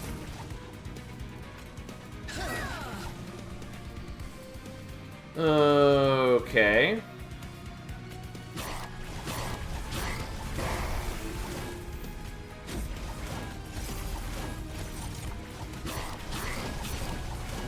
Now, the Ballast Mage doesn't even die. Technically, it might have been nice to have him die going into the final turn, but it mostly doesn't matter.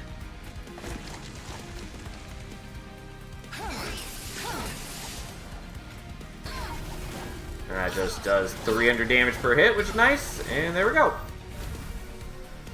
Okay. And then Wildenton gets to eat the melee weakness and ends up doing a fair chunk of damage, which is nice.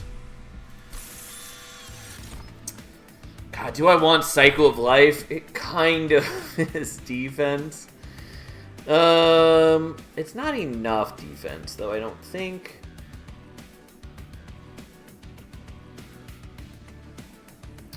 I'm gonna skip it. Whatever, fine. We're taking Ember. I really don't need draw, kind of. Like, I sort of do, but it's not my great concern at this moment. We're going here. Taking Thornlord 3. I don't think we care about Echo Bolt. I don't think I care about Swift Steel Dagger. I shouldn't need Steward's Quarters, kind of.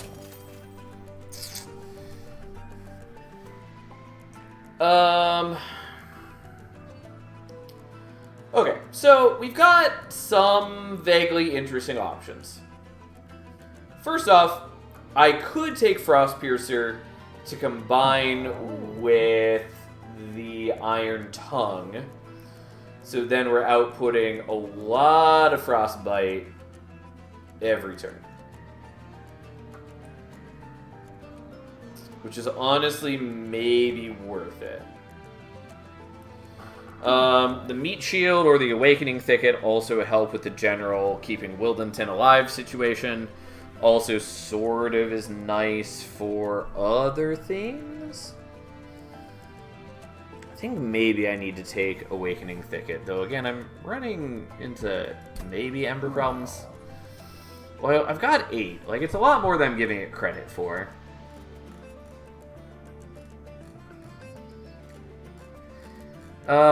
Yeah, so like I could take both of those. Let's do this.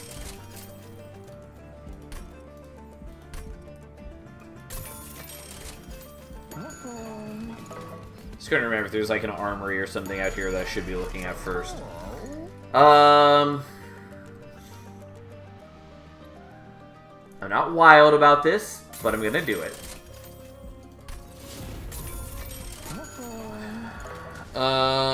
And then I could dupe the Animus. I don't think we're going to. I think we're just duping the Ancient Synergy. It's either that or we dupe a Glimmer. But let's do this, even though I should probably do other things. And then let's get rid of some things. Of which I have a multitude to rid myself of. We'll do that for now and just leave myself with a chunk of gold. Okay. Penitent Prayer Stone should be workable.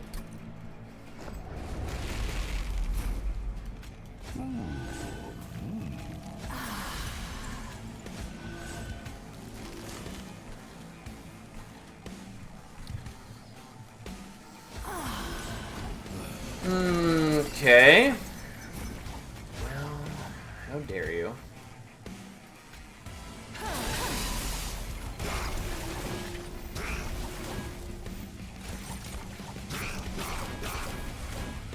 Okay. Oh, and I forgot to use your ability. Oh well, it's not a big deal.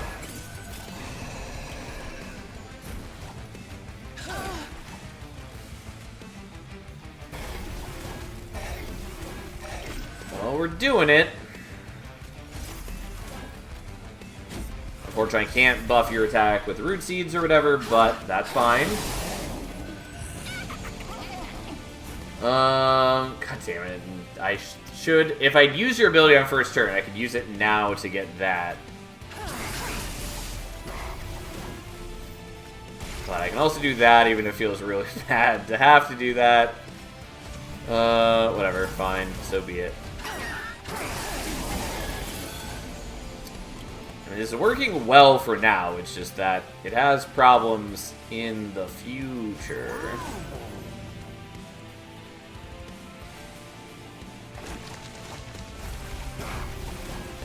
Fortunately, I get Well, here we are. Not quite killing you, but that doesn't really matter because we don't have Heaven Seal, and you have a bunch of Frostbite on you, plus there's an Animus of Speed up there. Anyways.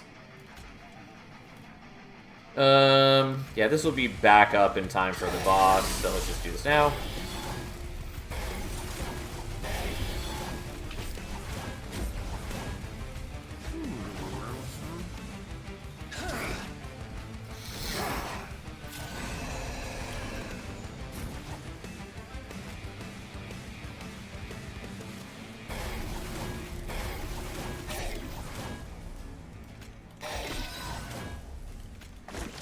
I shouldn't really need to worry, so we'll just do it like this. Again, I don't have, like, stacking defense, really, which concerns me, but that's okay.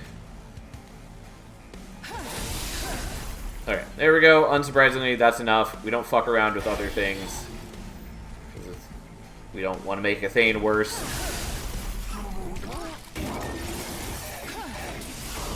And we just do some damage, apply a bunch of Frostbite, and win the fight. Is it a goddamn mess? Yes, it's somewhat of a goddamn mess. But it's our goddamn mess. Ensnare is okay. Restoring Retreat is something. I think we're not going to take Restoring Retreat. Ensnare is a maybe. Oh yeah, I mentioned author on Thursday. Yes, I know you did, and I can't think of which one it is, even though I know it was a classical author. But if you put down multiple Animus down on that floor, yeah, the problem is that, like, I need capacity open to play the Mollusk Mages, and so I don't really want to, like, overstack via the Restoring Retreat anyways. Also, in a hat trick sense, it is nice to save Restoring Retreat as an option versus Dominion Seraph if we need that. Obviously, we don't know if it will be offered, and we don't know if we're going to fight Dominion Seraph, but it's nice to have as an option.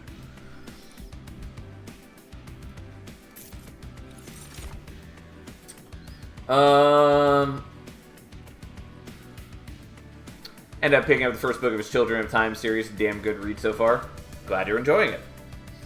I'm currently rereading Dungeon Crawler Carl while I wait for The Strength of the Few and whatever that other book is called, which I'm going to look up right now because it's going to drive me crazy if I can't remember its name.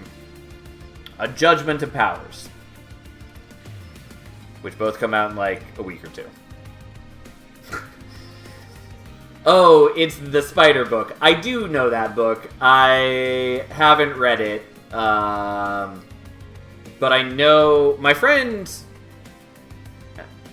read it and liked it. I don't remember if my brother also read it. I know they talked about it, but I don't know if my brother actually read it. But yes. Dungeon Crawler Carl was the other book I picked up at the same time. It's a good read if you are fine with some amount of vulgarity. I liked it a lot more than I was expecting to. Though I will say that I think the series gets a lot better and more interesting as you go down a couple of the floors. I think they did themselves a disservice by making floor 1 and 2 so similar to each other, but things really start being a little more interesting at 4, 3, and onward. Anyways, do we want to take Frenzied Swarm? I kind of feel like I have to, but I'm going to skip it. We might just lose on this run, but we'll find out. I raise sailboats for fun, I can deal with language. Yes, as can I, but I feel it's important to note regardless.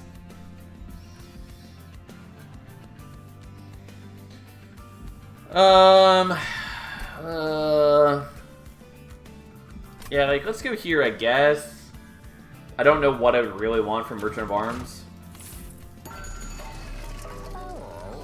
Does not help. Doesn't really help since I already put deployable on the Awakening Thicket. Tethys' Scales does help.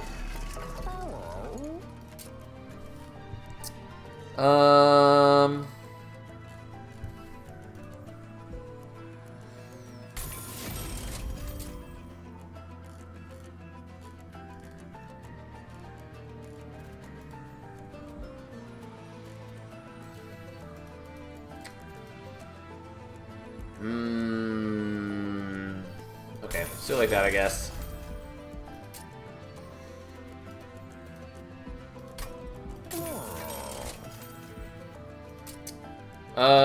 I guess we intrinsic this, even though I kind of want to do other things. Sure. I don't know that I really need to be doing that on the Glimmers so much. But here we are. I'll take Death as the Scales. Ooh. Yeah, I do want that. And then there's Lightstone Casing, which I think I don't need at this point, because I should have looked at it earlier. Because, like, it would have been really nice to minus cost the Ancient Synergy. But I didn't consider this as well as I should have. Do I want Versatile Ember Staff? Maybe. I think it's ultimately not that helpful for me. Unfortunately, I don't actually have as much to draw as I would like.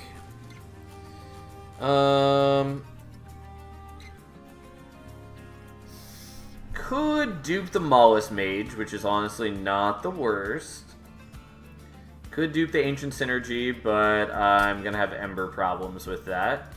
Kind of. I mean, like, I will have 6 Ember a turn since I will be using the Pyrogrow on turn 1. So, like, I could kind of do that. It's just not perfect. I can dupe the Animus, which is okay, but most of my power is coming from the fact that we're using the merged equipment, and I can't do that. I mean, I could, like, dupe the equipment and give it to the other one, but that's not particularly impressive.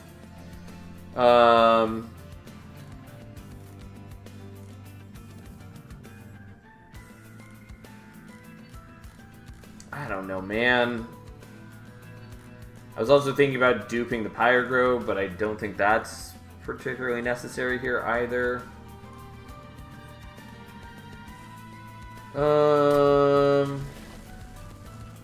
You know what? We'll do this, I guess. We'll see what happens.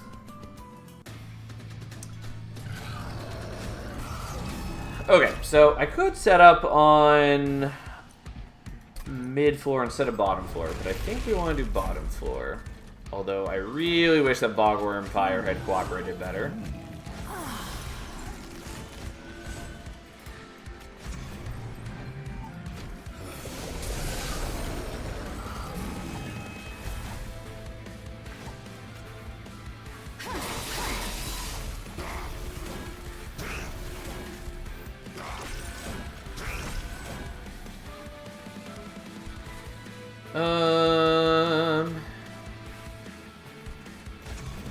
I guess we'll get rid of you, and then I guess we'll do this now, even though I maybe want to save that for next turn.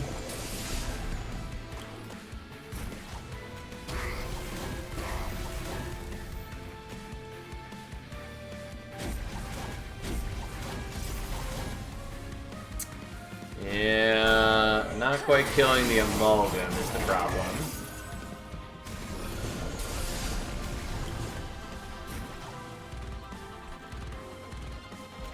I can do that for sure.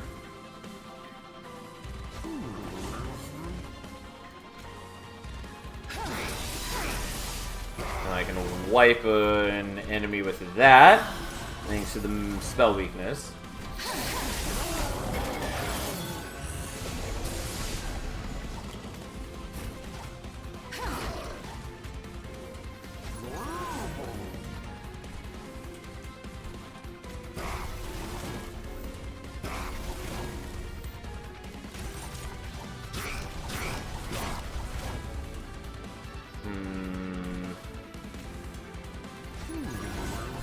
Guess we do that.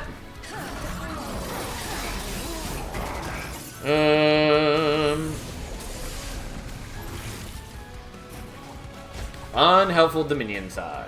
Oh wow. These enemies are very bulky, but we are sort of making it work.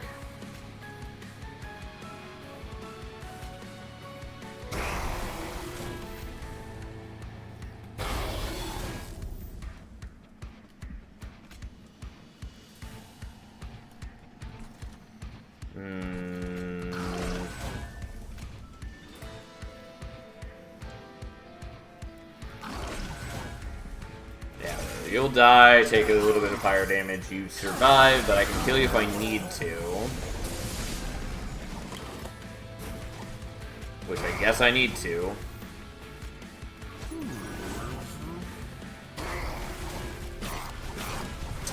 But I don't have to last that much longer. And then we just have to hope that I actually do enough damage to deal with Seraph, which I'm not totally convinced that I do.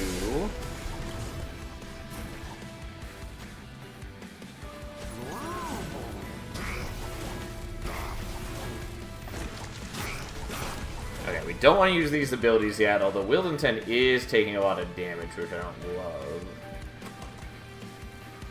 And maybe I want to use these stings now, actually.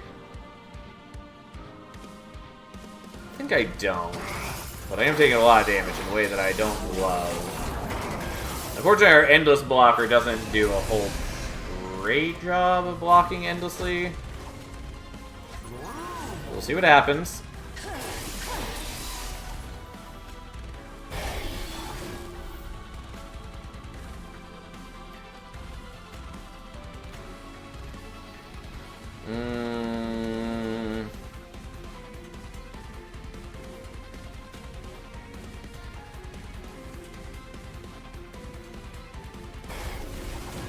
There we go. That's enough. Unfortunately, I do take a bunch of damage from you guys being jerks. Well, that's a problem, but we'll see what happens. I am very low on HP now, but I might be able to make this work. I'm still on the edge where it might be fine, but, we got issues. My defense is not good. My deck as a whole is problems. But we'll see what happens.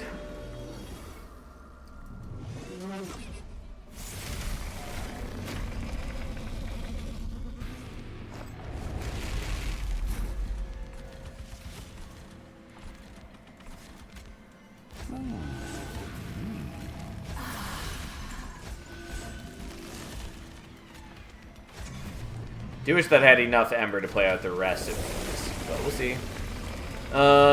Okay, so let's do this on your floor. Cry as we sap ourselves a little bit.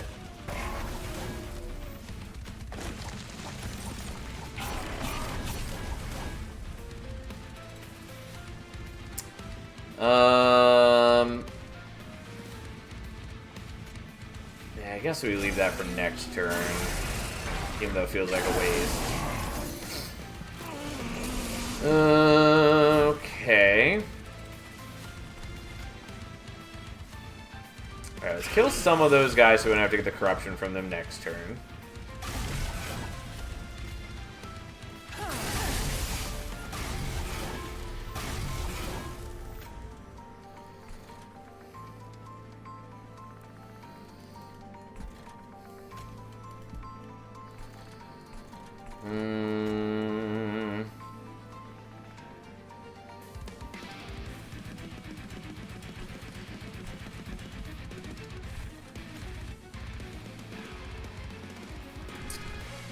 Do I want you to be here? Sure. We'll see what we can do. We're at least generating a decent amount of Frostbite, which is going to pay off over time.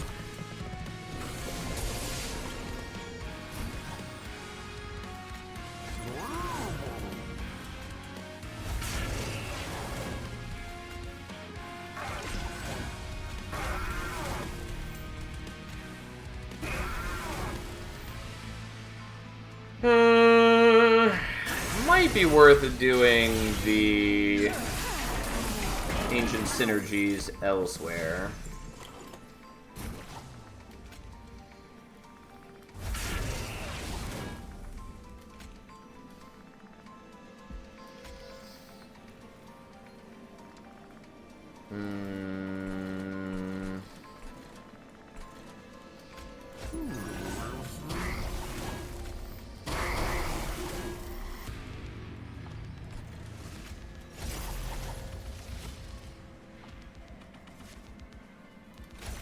I guess let's do these here. That would be nice, maybe, to be hitting them against Savagery. But fine. I am getting pretty low on HP.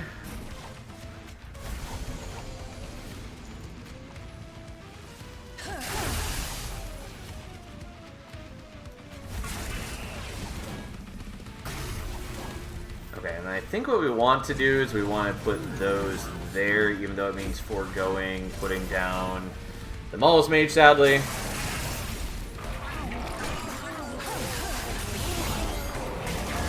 I don't know that it's enough, but we're gonna try.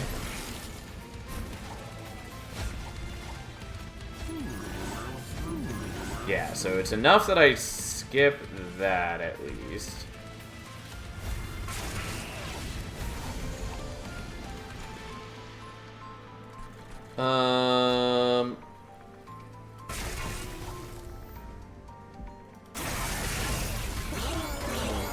So I blocked 1 round of damage, which might be important.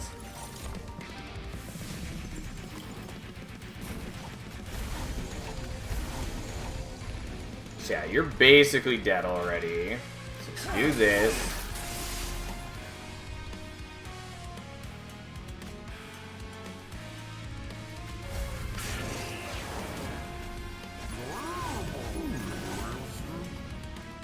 Alright, so let's knock off your spell shield, just get some damage on you, get some more damage on you.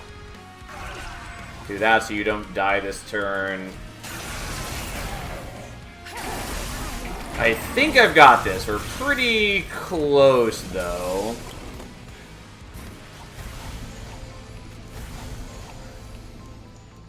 Yeah, you guys are both down, so it is just you we're waiting on, which we should be able to do next turn. Even if it is awkward, and we're going down to 1 HP. But 1 HP is enough HP, that's all that matters. Ta-da! We get the victory! It was really awkward, but we got there! Oh. Certainly not the cleanest run, but it's fine. It's fine. And the Endless on the Maulus Mage was relevant for exactly the reason that I did it when I did it. Oh man. But there we go. I was not expecting Thornlord to be so awful, but again, we did end up not using a lot of tools I was expecting to use with Thornlord. And that's fine. We're alive for the moment. Okay, where is my tracker? There's my tracker. We need to clear out all the print stuff. And then remake it. Oops. There we go.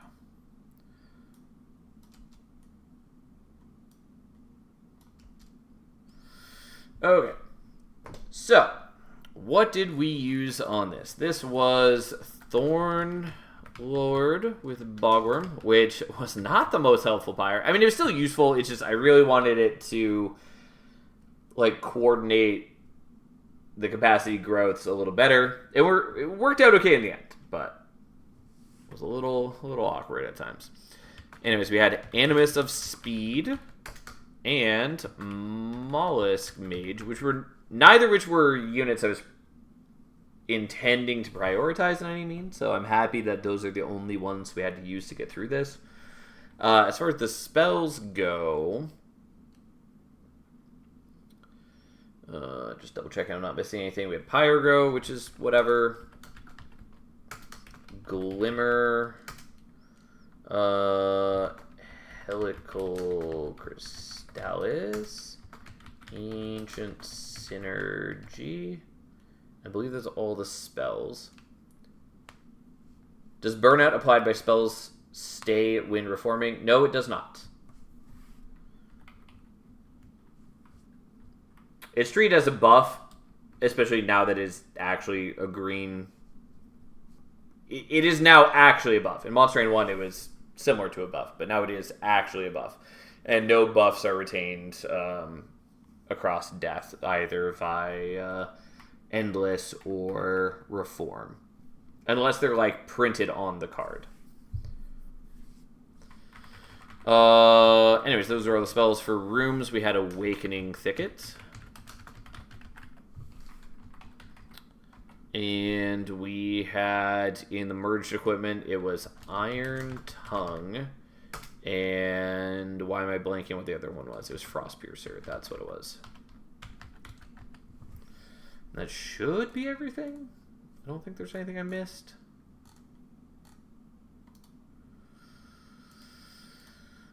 Okay, well, let's see what we can do. So only Reforming can stack increasing burnouts? Yes! I mean, you can also get increasing amounts of burnout by repeatedly using Purifying Cleanse, or Wicklash, or Wax and Spike.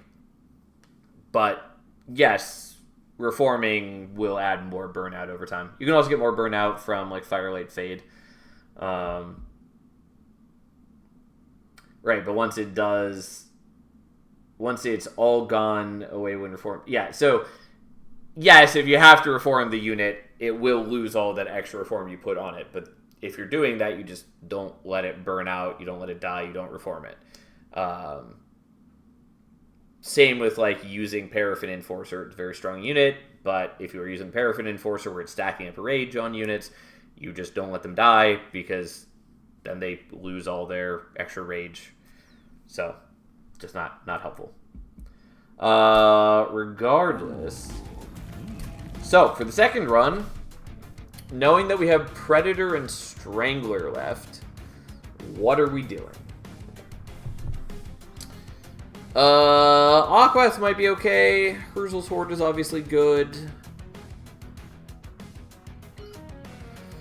Time Father's a maybe. Pyre of Savagery is good, of course. Winged Spirit could be good if we were doing Strangler, but we don't know if we're going to be offered Strangler.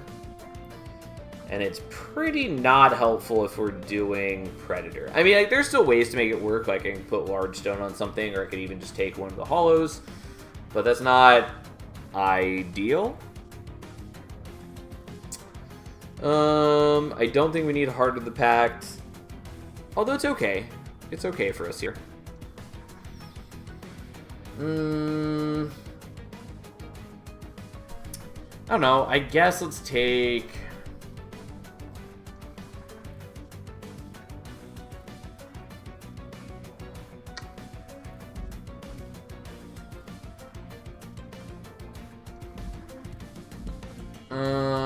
don't mind me as I have Analysis Paralysis.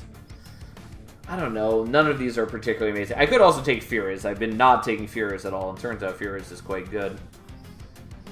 You know what? I haven't used Furiz, like, at all during this whole challenge, so we'll use Furiz now. Okay. What do we got?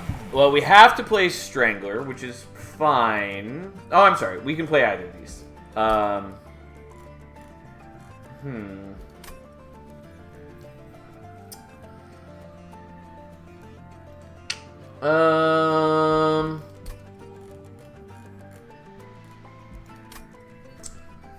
Yeah. I think I'm doing Strangler. Yeah, let's just do Strangler. See what we can do. I don't love Thorn Fruit. Like, it's fine. It's not bad-ish in a world where we are using Sirens. So it might be worth taking here. Gnarled Root is also sort of interesting because it allows me to use, like, Sharpen as a more meaningful damage source. And that would be helpful to take it as a card that I am less willing to utilize for damage scaling normally. Of course, that's only presupposing that we actually hit Sharpen. I think we're just going to take the Thorn Fruit regardless. See what we can do. I don't like the way that it floods my deck with stings, but at this point, we'll see what happens. There's a lot of ways I can mitigate that kind of. Yeah, whatever. We'll see what happens. I don't love Strangler, but at least we start with the Wildwood Sap, which is very useful for our needs.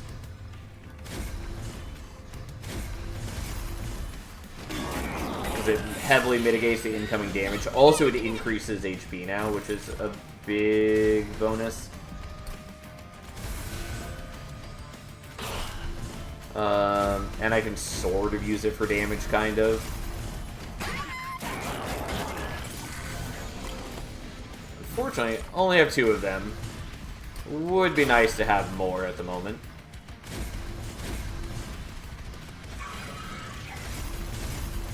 But either way, should be in good shape to beat the boss.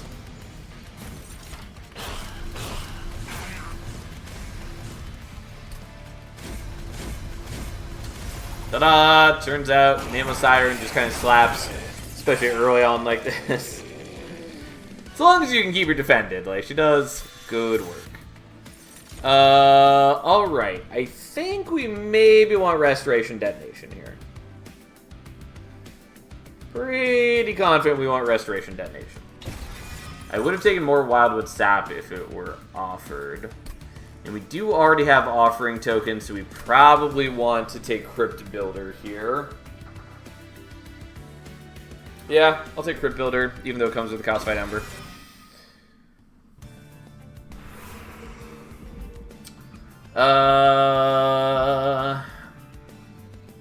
Yeah, there's Merchant of Magic there, so I think we want to go Merchant of Steel now. There is a lot I'd like to do with the Merchant of Magic.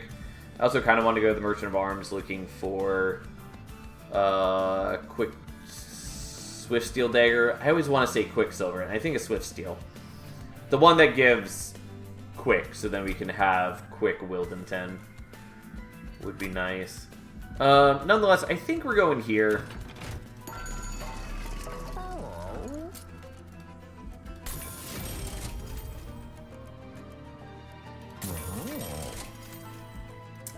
Yeah, like, Dualism is nice. Multi-Strike is nicer.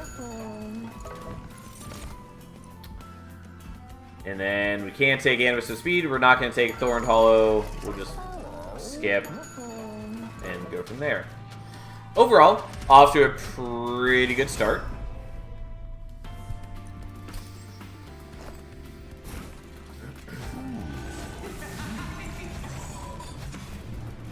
I do wish that I had slightly better defense for Wildenton, but we're working on it.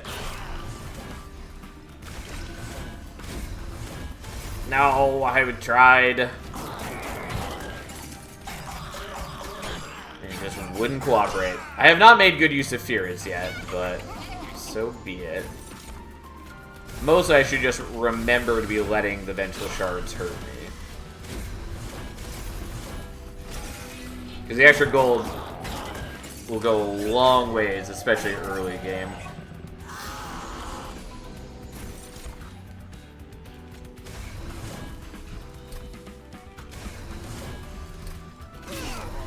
Okay, I do want to get rid of that, so that's what we're going to do. Even if Wildenton ends up going down, like, the Siren should be in good enough shape to kill the boss. Plus, we also do have Restoration Detonation, which is why we took it. I do want to take the damage, so we'll let it happen instead of playing the spell. Because I want that gold. It's a very minor cost to pay, and it adds up very heftily over time. Okay. Once again, we'll not play it, we'll just take the damage. We should have no problems beating him, especially because we also get to kill the backliner thanks to the sweep. Okay. And then we get 40 or 20 extra gold, go to 140. I don't care that I took a little bit of damage. It's the only damage I'm taking. I kind of want the Steel Enhancer. What I really want is more Wildwood Saps.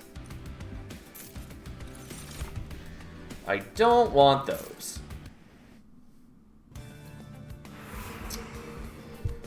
I think we're going here. Pretty confident we're going here. I will remove Consume that.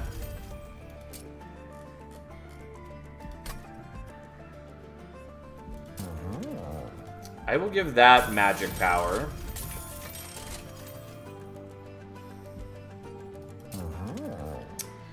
Holy Stone on the Crypt Builder is pretty cute, but I'm gonna do this nonetheless.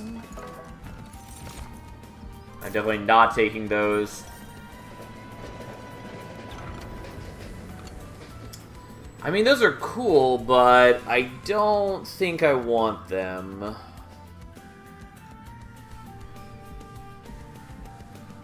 But I mean, like, Savage Heart could be cool. The problem is I don't have, like, good defense for the Siren.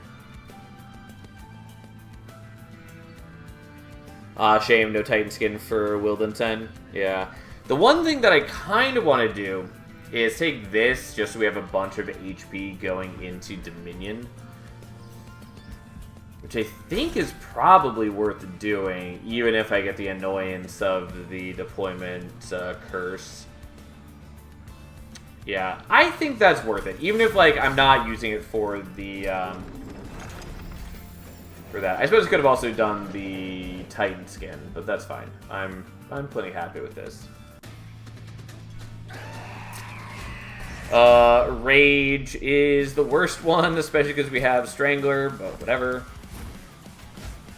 Anyone who tells you that Rage, well, Siphon Archeon is not the worst Archeon is lying to you. Don't listen to their lies.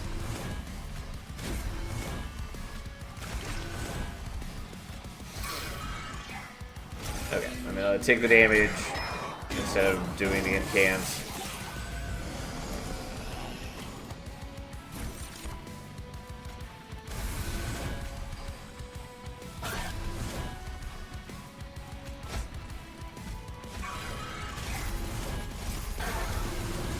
Okay, at least we get to wipe the whole wave before they get here, before he gets here to watch them die. Siphon's not the worst one, Pyre Hunter is. Pyre Hunter is pretty easy. Pyre Hunter is definitely the one I care least about. Knockback can be sort of bad, but mostly I think people overrate how bad that one is. But Siphon very much has the possibility of ruining your shit.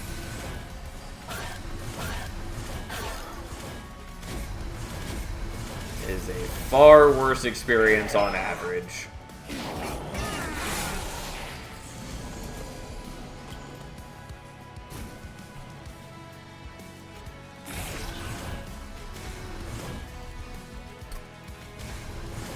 Well, we'll just go ahead and do all of that, and we'll be fine. Does Thief Offering interact with Split Anvil the way I think it does? As in, does it minus cost the newly drawn cards? I believe yes, though I always get confused. Partly because I think it's different in Monster Train 1. But yes, I believe it does minus cost the newly drawn cards.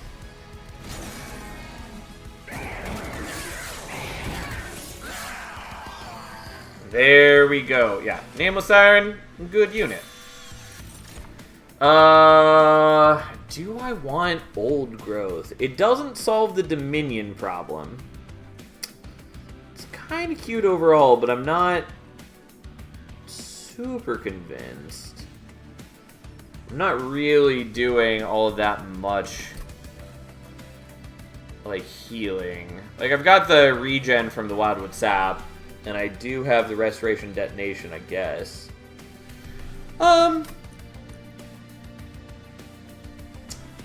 I will take it, I guess. We're gonna skip these.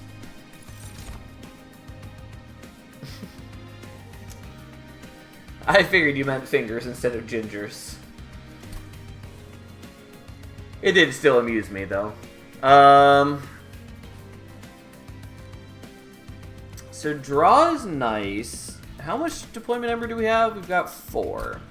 So one of that goes to the curse.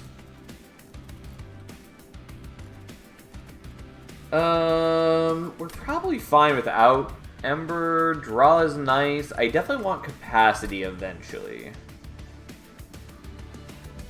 Maybe I want capacity now? It does make me dramatically stronger to take capacity now.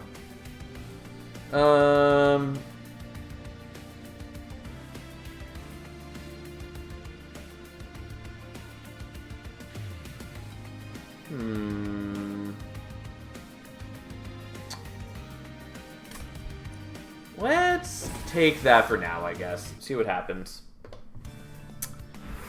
So pretty sure we're going here.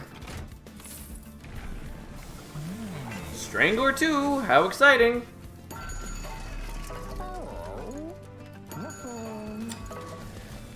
We are gonna dupe the Siren. Technically I could wait for later, but we'll just do that now. And then we need to get rid of a variety of things. We're gonna start by getting rid of some of the foregone powers. I probably don't... I'm prioritizing them partly because I don't want to be playing them while I've got Fear's Greed. Which obviously, I could just stop worrying about the Fear's Greed gold and then start utilizing them, but I don't want to. Okay. Unfortunately, this is the corruption dudes.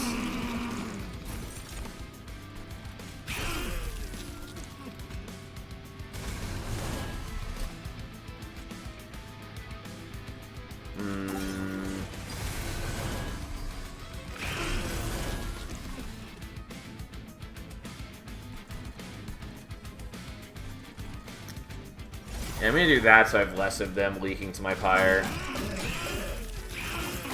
I'm being maybe a bit too greedy. I could have like put one of the sirens up on top floor to help kill off those guys, which probably would have been the correct choice.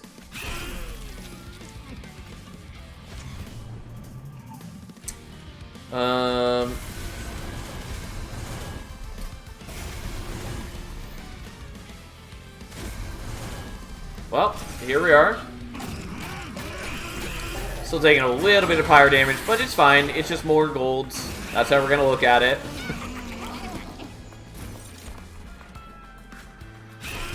Woodland 10 is getting a fair bit of corruption, but as long as the Sirens survive, that's the main concern. And he does have some regen to offset it. It's just not enough at the moment.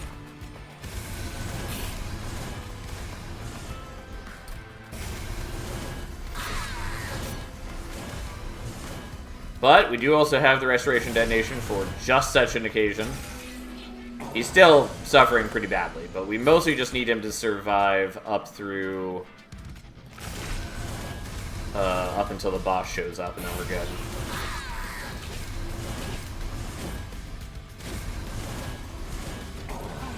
Okay, and then we should be fine against dear old Corrin, the great and noble foe that they are.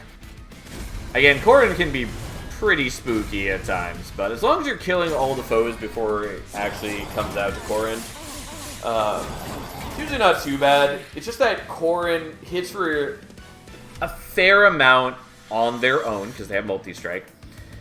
And so, you know, giving them a bunch of things to block and turns just kind of hit you for free hurts really badly. But then also they give multi-strike to the whole floor, which is also very dangerous. I think I want focus growth here.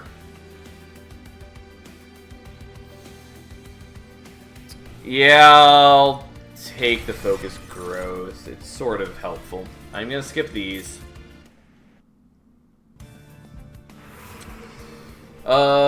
And then we have decisions to make. I think we're going to the left. With the equipment, I think Focus Growth is pretty worth it. Yeah, that's part of why I'm taking it. It's also nice because it gives extra draw. The problems being that I don't have all that much Ember each turn yet. I haven't been able to Minus Cost a lot of my spells. And also, again, since we're doing Hat Trick, always have to keep in mind that it is an opportunity cost between taking it now or maybe taking it later. I mean, I'm pretty confident we are going to the left here. It's mostly I'm considering what I'm going to dupe.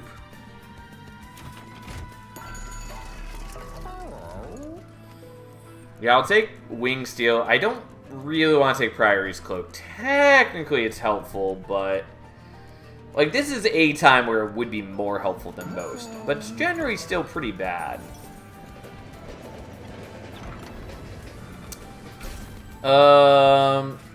Could triple stack that for a bunch of regen.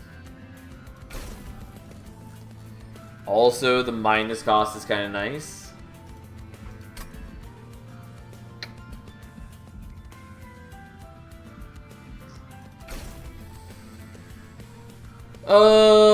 I mean, honestly, maybe I want that.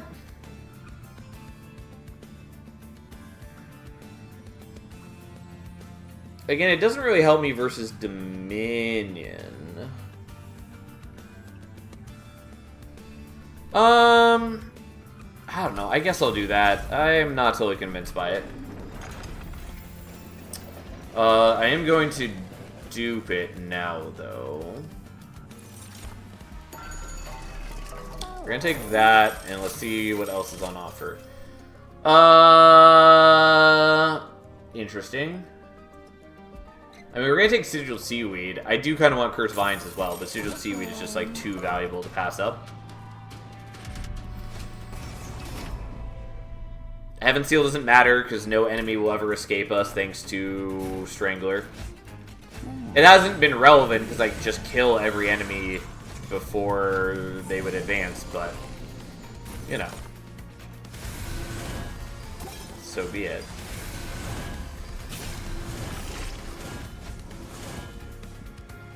Well, have even more. Jansen said, the soon-to-come DLC will have a game-changing expansion, and this worries me. I hope not too game-changing. I like the game mechanically as it is. I hope they don't bring back the whole merging from Monster Train 1. I do hope they bring back the merging, although I don't think they will. I think it is a very fun mechanic, and I do miss it. Although, again, well, I should have taken the Furious damage. Regardless, don't think they'll do that. Also, I don't really recall them saying that in the update, but I could have just missed it. I definitely did not read it in great detail.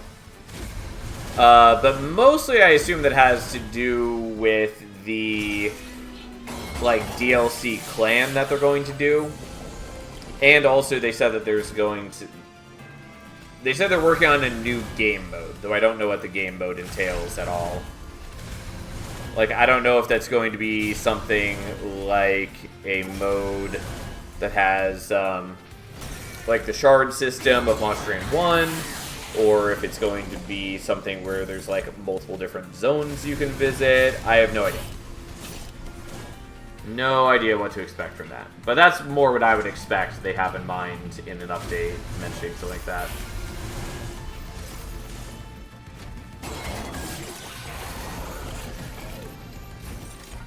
Alright, unsurprisingly, we are pretty well suited to murdering these things. Like, this is not the part of the run that I'm worried about. Not with what we currently got. Also, yes, we did draw extra just so we could find the other Vengeful Shards so we could take more damage and get more gold. That was the only thing I was actually searching for, because we already had the kill. And there we go.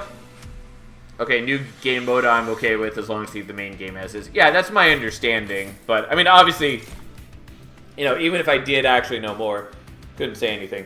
But going by what's on the roadmap, they do say there's a new game mode. So if they're talking about something like game-changing, I would expect it's the clan and the new game mode. But I would also, again, expect that the new game mode is something wholly separate from just, like, normal runs, if you want to do normal runs. Do we want Preserve Thorns? No, I think we'll leave that.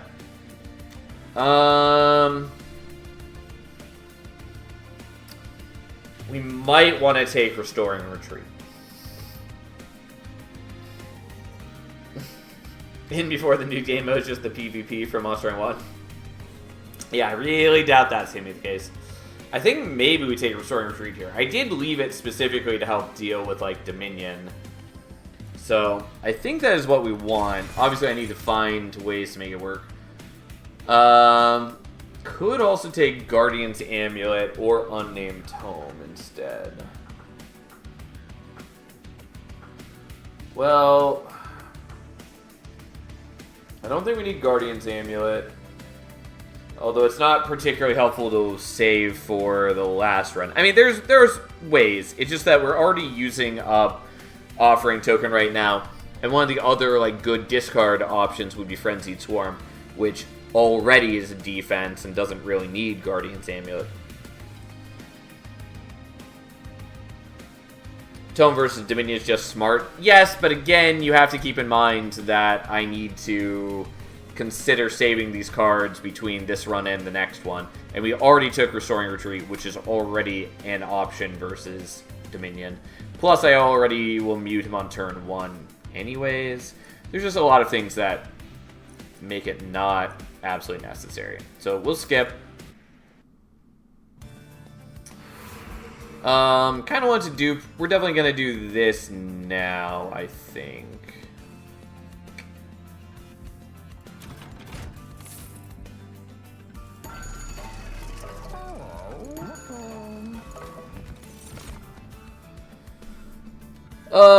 Steward's Quarters, not that helpful for me. What we want is Intrinsic Holdover. Also, I will minus cost that.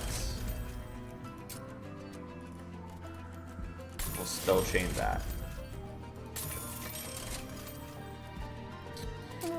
Okay. Failing that, let's put Permafrost on you.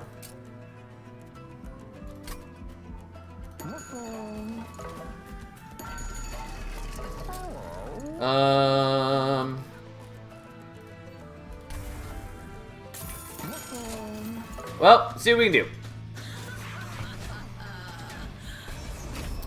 We're overall pretty strong. We just need to round out our problems a little bit. Gotta say, really love Sigil Seaweed. It's very helpful.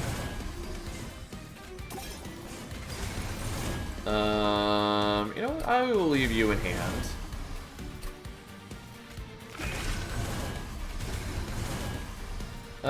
Fine. We'll do like this. I'll take the damage. I'll play that out. We'll live a wonderful life.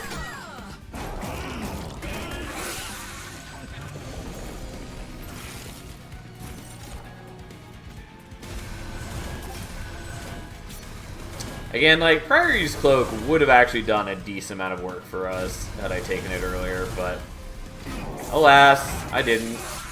I mean, it was competing with other things. It's not like an amazing artifact, even if it would have done okay work for us here.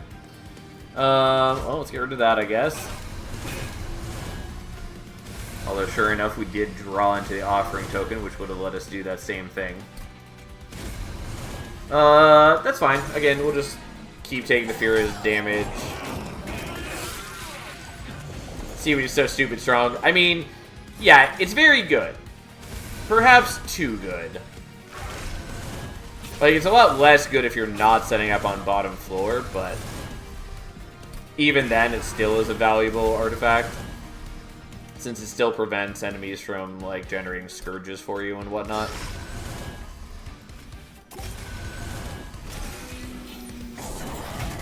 But yeah, it's very useful.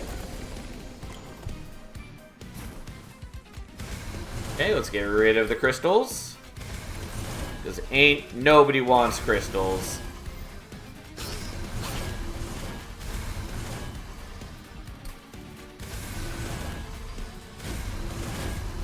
Alright, well, I will let myself take the damage because I'm a greedy son of a bitch.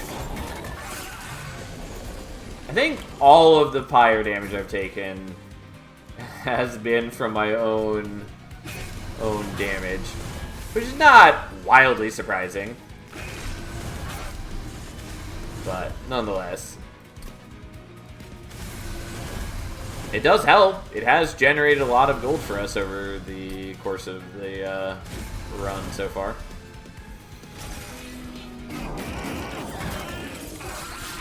A triple tap rejuvenate.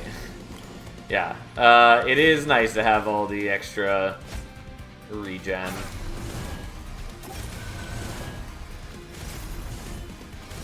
Well, whatever, I tried.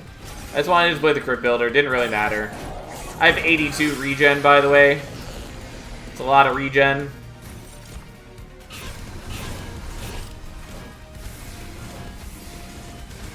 We'll, in fact, make that into 105 regen instead. And there we go!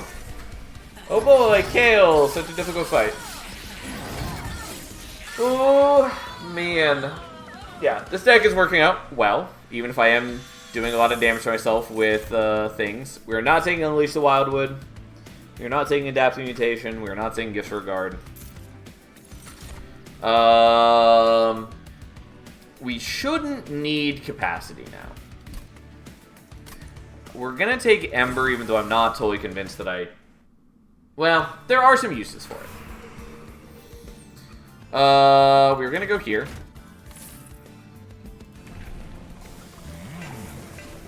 I should maybe stop letting myself take damage from the shards now. Let us minus cost things.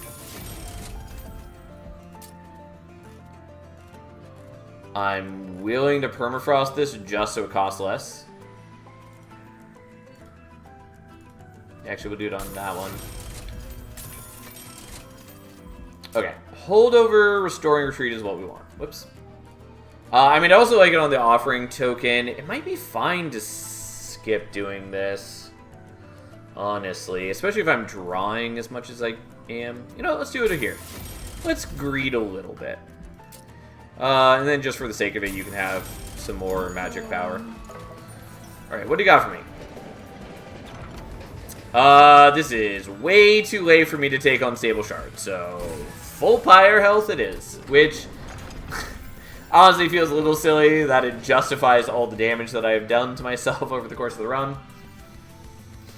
Also, we didn't take only damage from the shards. We had that one invasion trial that hurt us a chunk, but that wasn't too bad. Yeah, well, this is what we got. Never punished. Why would I be punished? Alright, the incant guys are a bit of a problem. Oh, but they're muted on turn 1, so never mind. Don't even have to worry about that.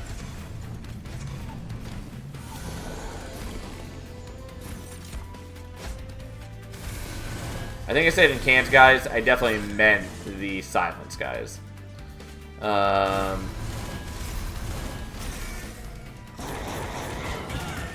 we're already at 24 regen. I think we'll be okay.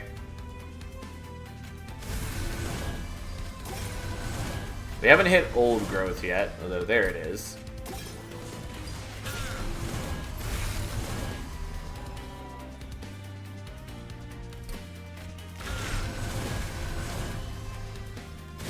Alright.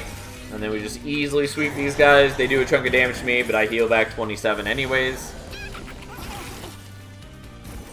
Our steward so kindly murders them for us.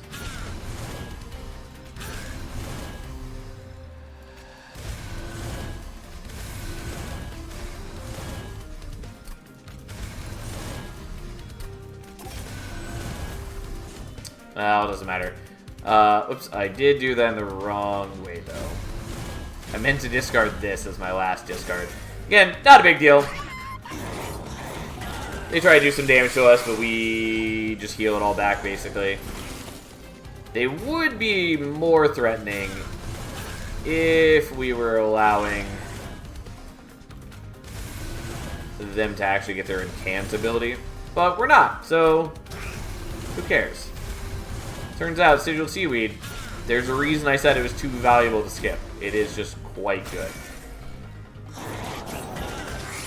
Especially because it even applies to bosses, not just basic enemies.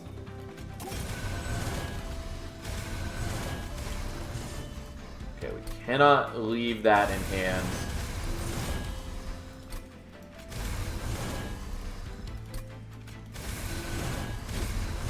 Not that I really need to keep playing out all these cards. We should be strong enough for Rax already. Especially with our 72 regen. Like, yes, Rax does hit for a ton. But it doesn't hit this hard.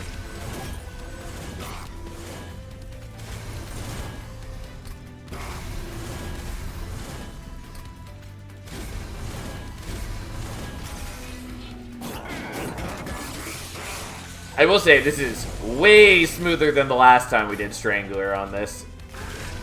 Last time was a goddamn debacle. We won, but man, it was an issue.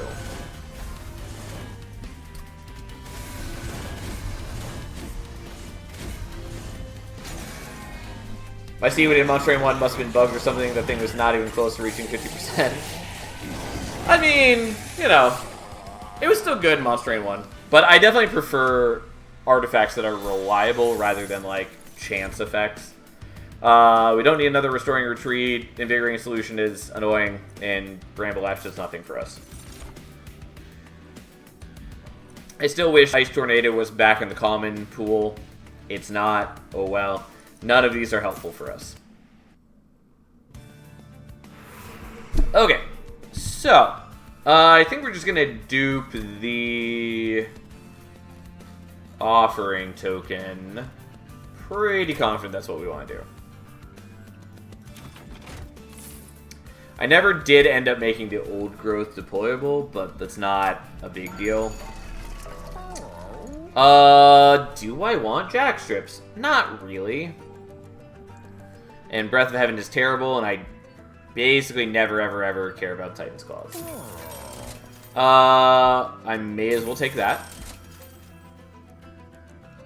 Doesn't really matter. Doesn't really matter.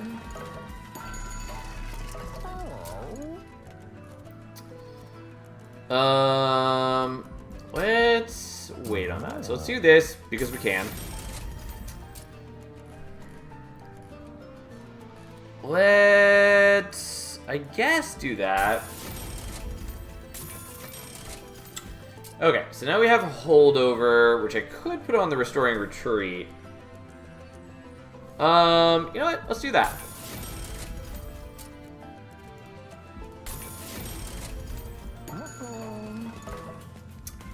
And then we're gonna do this. And then we just get rid of some things. Yeah, I was wondering, when do you want Breath of Heaven? That seems hurtful in most scenarios. So it's not hurtful per se, so much as it's mostly just unhelpful in basically every capacity. It would be less bad if it didn't have a dumb interaction with flying bosses / the Titans, wherein if a flying boss is on the same floor as when a wave is spawning, then it sees the boss as being the backmost unit. Even though the boss can't move, it attempts to move it forward, and so effectively nothing moves. So even if it's an effect that is desirable for you, it gets dumb and frustrating in that it doesn't even work during the Titan fight, and yeah, it's just a little frustrating. But anyways, it's whatever. There are some times it can be useful, namely if you are trying to kill off like Scourge units or the like sweep enemies in the Savagery fight, things like that. It can be nice if you have just like a basic unit with quick rather than something like a quick sweeper. And so like there are use cases where it's nice. It's just largely underwhelming. And watching your VOD from the beginning, but I wanted to ask about an interaction. Does putting Valor on an Apex imp effectively double up its attack power? No, kind of. So, the reason I didn't do it in that run, and... So the Valor will only tick up if it is actually getting below the Valor amount, and since I had other ways to increase its armor, namely with the Endless Imp and with the Fortified Pauldrons, there was a lot of turns where it wasn't going to be dropping down below the Valor. Like, if you have a situation where you have, like, 50 Valor and is consistently taking 30 damage a turn, yes, you are getting a bunch of extra attack on the Apex Imp, because it'll be gaining 30 armor a turn, which is, you know, a chunk of rage. But if you have 80 armor, 20 Valor, you're only taking 20 damage a turn, you go down to 60 armor, whatever, your Valor doesn't do anything there, because the Valor doesn't increase your armor unless it's below this Valor amount.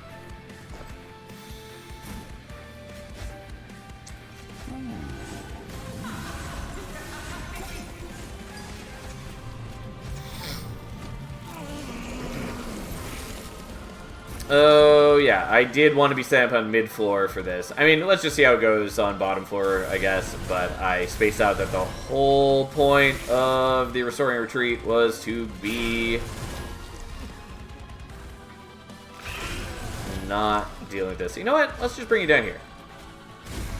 The whole point of the Restoring Retreat is that I need to not be on bottom floor so that I can move him down off my floor to avoid his effects. But, we'll see how it goes.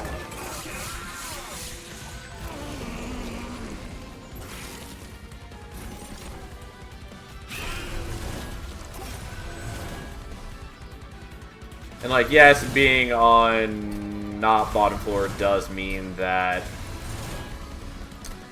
these guys wouldn't be muted, and I would be getting some corruption that way. Sure. It's a lot less corruption than I'd be getting from Seraph, nonetheless.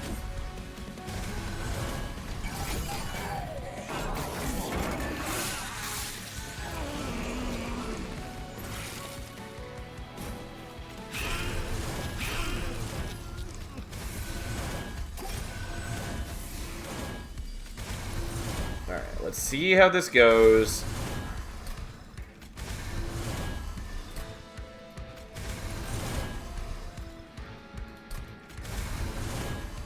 Honestly, I don't really need the Restoring Retreat. It's technically better if I do something like this. And we did get strong enough that we're now killing him. We just need to reach the right breakpoint on the Siren so they're killing the frontliner fast enough that we have enough hits to kill through all the reanimate.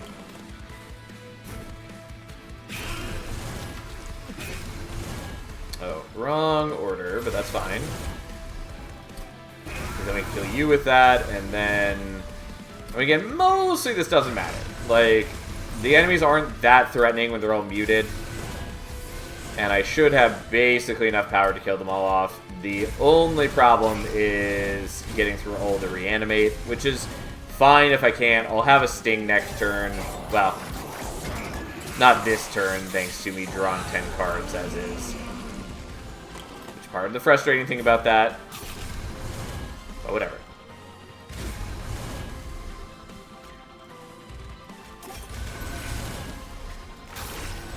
Okay, I mean, we're still basically killing all the things.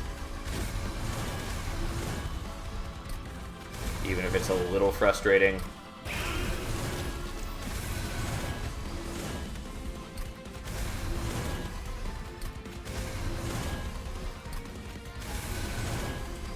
Alright, so my backliners get a little bit of corruption, but fine. Wildington does have doubling corruption, which is a concern, but we just need to get to Relentless, basically. And then everything will be fine.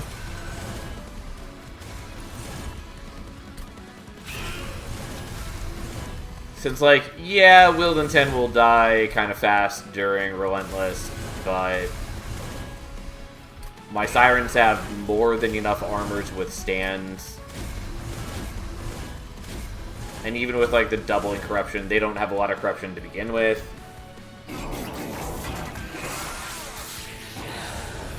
And also, they do a lot of damage. Like, they'll chew through Seraph pretty quickly as soon as we get rid of all the other enemies in the way.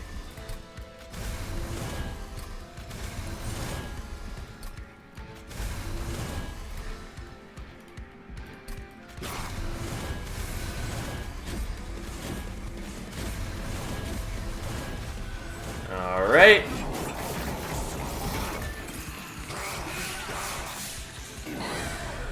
Couple stragglers. And one of the guys spawns up there because we just didn't have enough capacity here. Which is fine. I expected that was going to be the case just because we couldn't kill off all the reanimate dudes, and Seraph does spawn a large wave. Which, luckily, doesn't matter. If it had moved Seraph up to the next floor, that would have been a big fucking problem. But it was not. I was just curious if I could get Wildenton to survive. Unsurprisingly, I can't just because of the nature of doubling corruption, but also doesn't matter in the slightest. Wildenton did his job, he tanked the hits. I ended up not needing Restoring Retreat at all, basically, which is a bit of a shame. I can still use it to bully Savagery if I need to, but we also have max Pyre HP. Like, I'm not really worried about things. Plus, we have extra Pyre HP from the Divine Shard, and we're on Fira's, which already has one of the highest HPs. Like, in no way, shape, or form should it actually be a problem for us.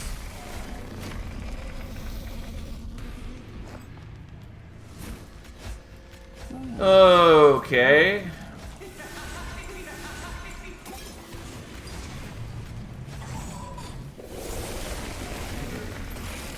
Well, I appreciate the mute for the most part, though it is a bit of an annoyance that we don't get the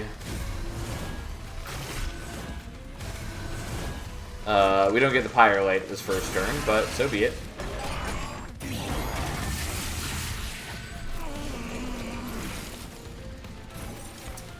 Okay. Well, let's just heal you and bully you, because why not? If not us, who else would do such a necessary and noble action?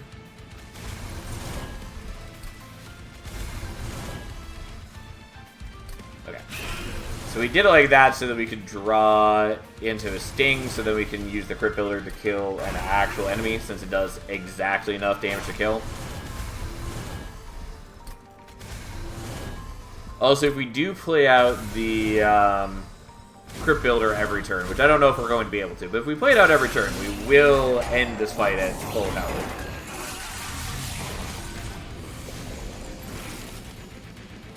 Since I can just perma-bully him.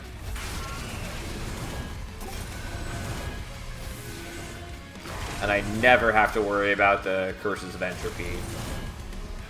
Like, I can just play them out, but even aside from that, I can also discard them with Offering Token. As this turns out, Offering Token is perhaps too good of a card.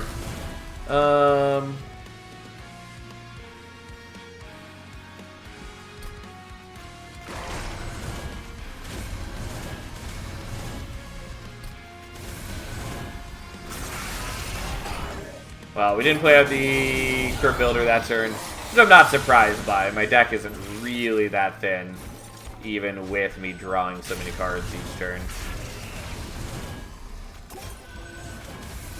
If I had two of them, it would be a different story, but I don't. Also doesn't help that Entropy adds garbage to my deck.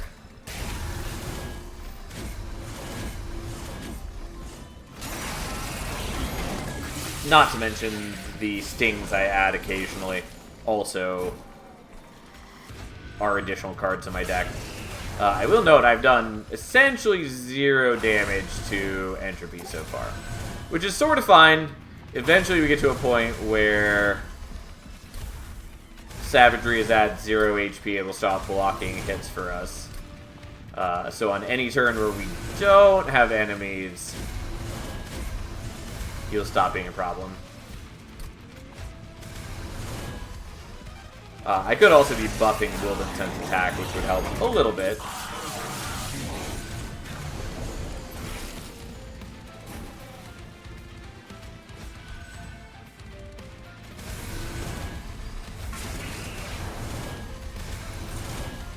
Okay.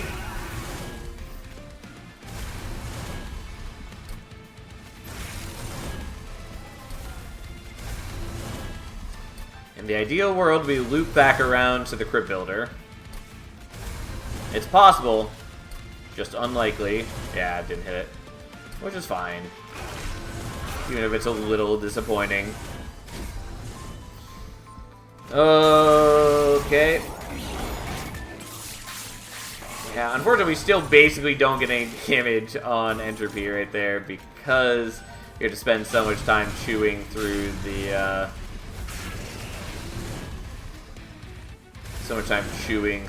reanimate dudes. Also, I did forget that I should have waited to Restoring Retreat him, because now I can't use the stings or the Crypt Builder to hit Entropy. Because unfortunately, Savagery, while he doesn't block physical attacks, still blocks front targeting spells with his big, awful body. Like a true monster that he is.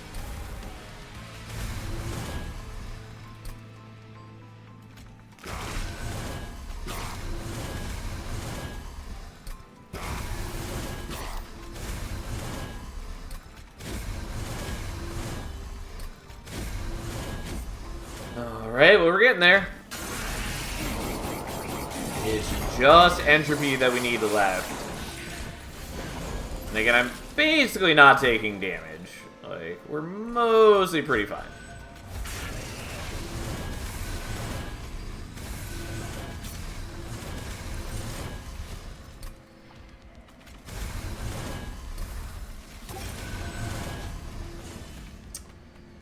Oh, get rid of that. Yeah, we can't kill him, but doesn't matter. Entropy is more or less dead.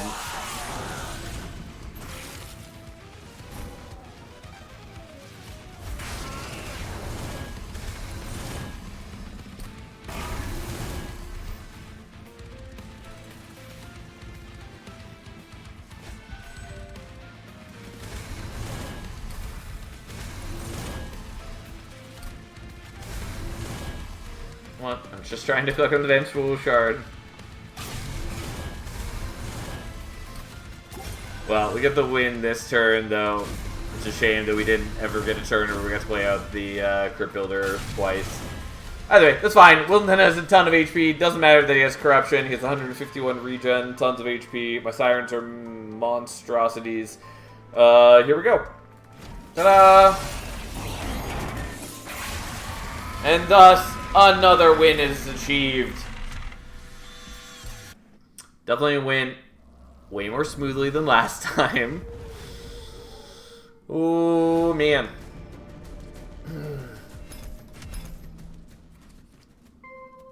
I was like, what is it coming here for? I forgot that we just haven't been focusing on Titan Streak. And we didn't have to...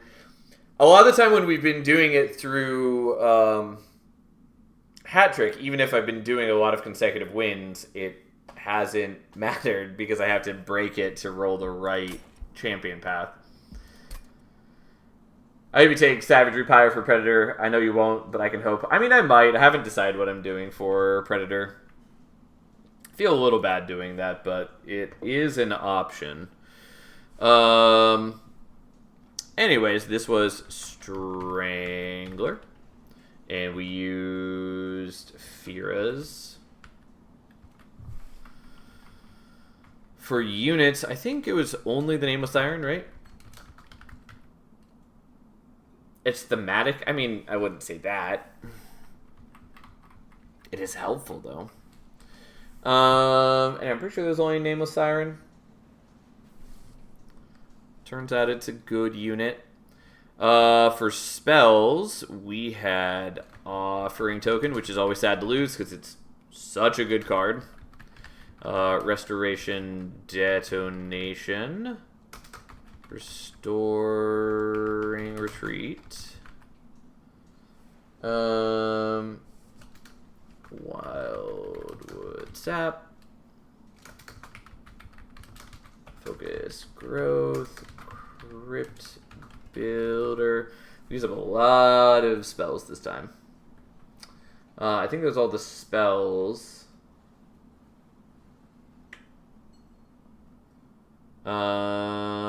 Yeah, and we had no rooms, and then it should just be old growth for equipment. Alright, well, let's see what we get for the last one. It's a little late to be starting a new run, but that's fine. It'll be okay. That said, which pyre do we want?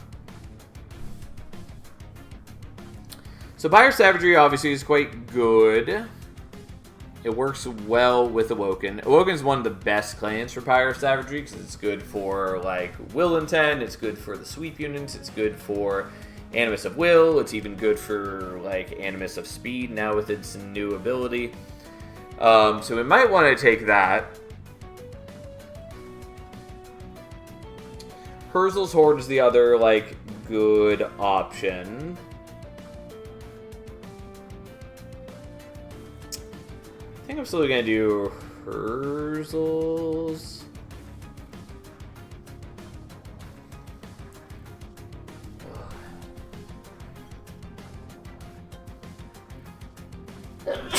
Excuse me.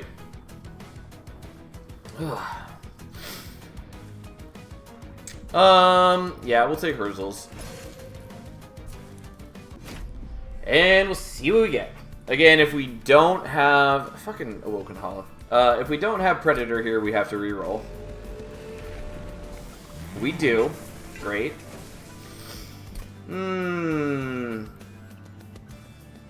Okay. And we have the Mollusk Mages. This is not my favorite start.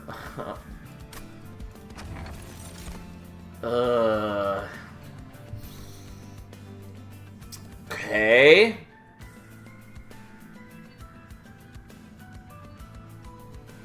God, we're up against Savagery. Okay.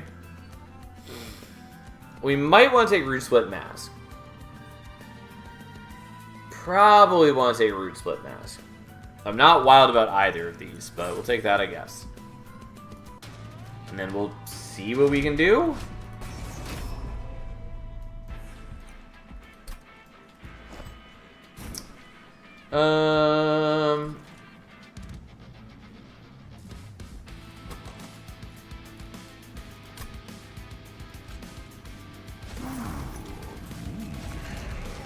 Yeah, this is not a good start.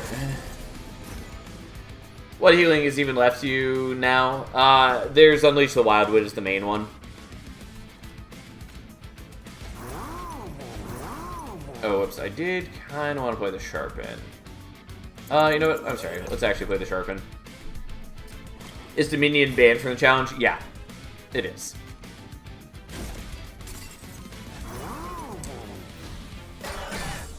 I just think that it breaks the spirit of the challenge for the most part, and also is liable to give you... You can't skip the drafts from Dominion, and so it's liable to give me situations where I have to draft cards that I've already used. Do you need to win all 3 runs in a row? Yep, that we do. Well, sadly I can't get the Collector, which breaks my heart. So we can at least do that.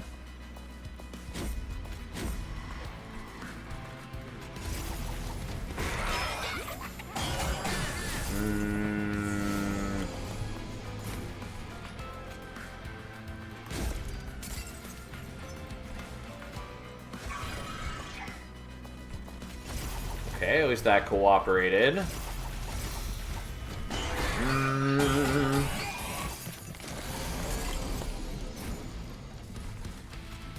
Not the best setup for Astriel, but hey. Unfortunately, I can't play out Steward anywhere.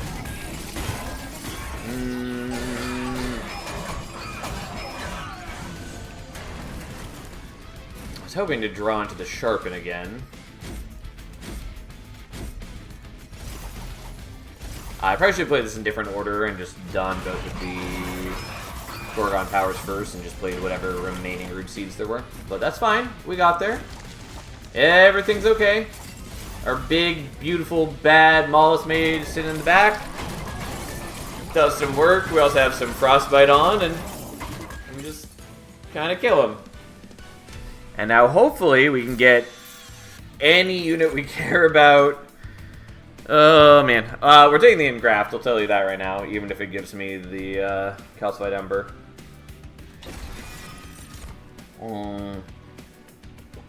Hate Cuddle Hex, don't really want the Titan's Gratitude. Don't really want the Flash Freeze, so it would be nice to have targeted damage.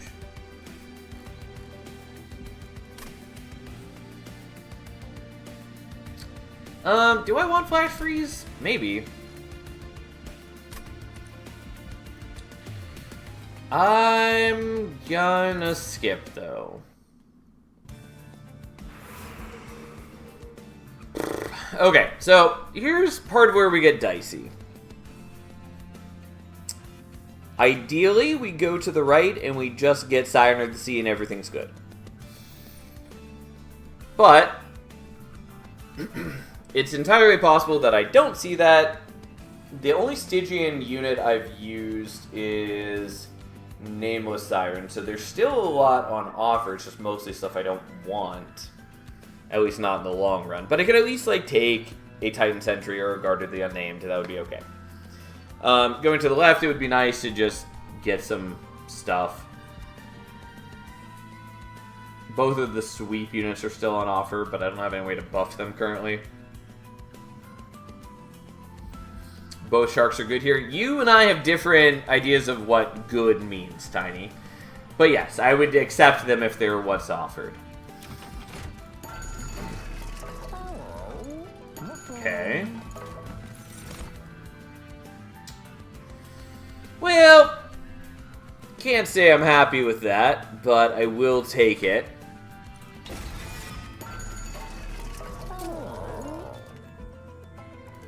And we're going to do that. Unfortunately, I can't minus cost it or give it magic power.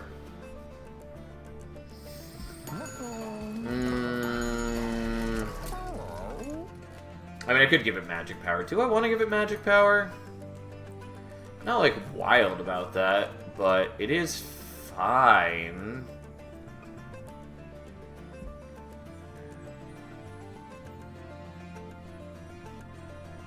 The banner in Ring 2 can offer rares, right? Just low chance? Yeah, any banner can offer rares. And yes, it is just a low chance.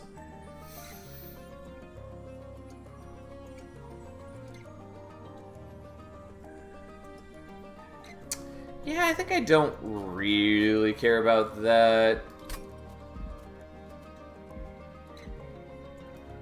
Okay. It might be useful right now, but I think we'll be okay.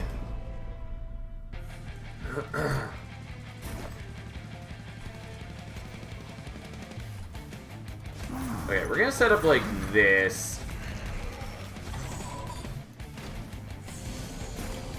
Hello, do you have a Discord server for the stream? I don't. I keep meaning to set one up, and I just never have because I'm a lazy person.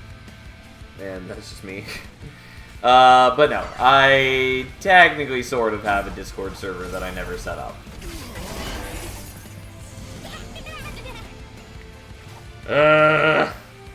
Stupid collector. This is also why I should have given magic power because you're, or no, yeah, because you're getting low on HP. Frustrating that I can't get the collector again, but here we are.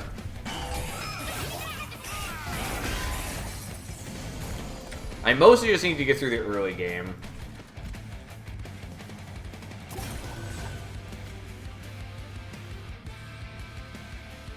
Okay, I will put you down there so we can start healing up a reasonable amount.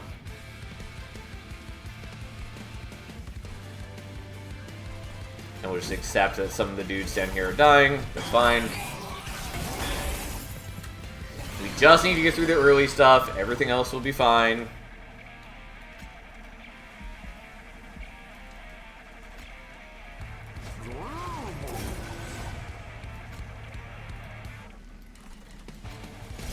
Aha! Thanks for cooperating. We're bathing in pain again, thanks to Lilden 10, I see. Yeah, I mean, it hasn't been too bad so far, but this is certainly not a great start to the run.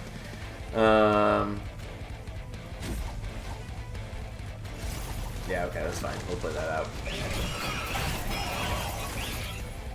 But we should be fine. We were able to get this all set up, and so he'll die no problem, since we're able to just have a chunk of HP and some decent stats, and especially now that we have the Frostbite on, he will just die.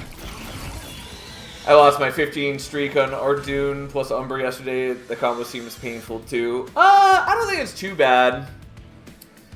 Umbra in general has a lot of good support spells. They've got some decent things for incanting if you're doing Hierophant or Ardoon. They've got a couple damage spells like Mind Collapse, which works well with Conduit. Especially because it's a targeted damage spell, which is very nice.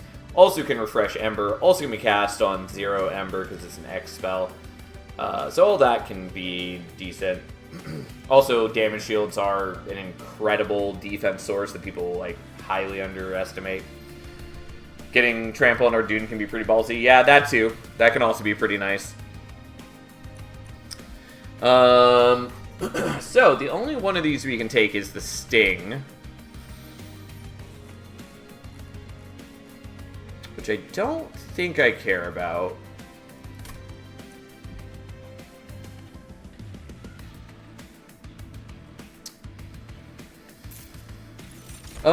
Can't take Offering Token, can't take Helical Crystallis, could take Energy Siphon. Pretty sure I don't care about Energy Siphon. Okay, but I feel like countering Savage Seraph is more difficult with this combo than with other combos. I sort of disagree. Because, again, like, you have access to damage shields, which are very good at stopping the melee weakness, or dealing with the, like, sweep enemies. You have targeted damage spells in a number of different ways, which again can help you kill the sweep enemies pretty nicely.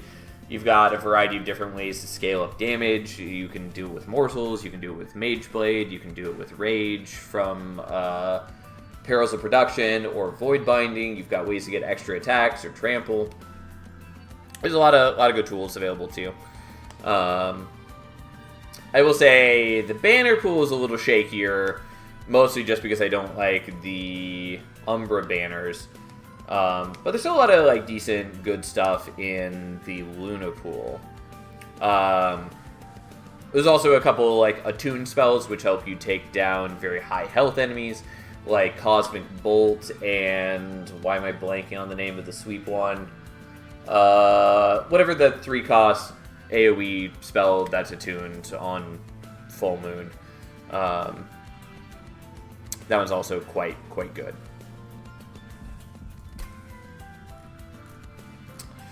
What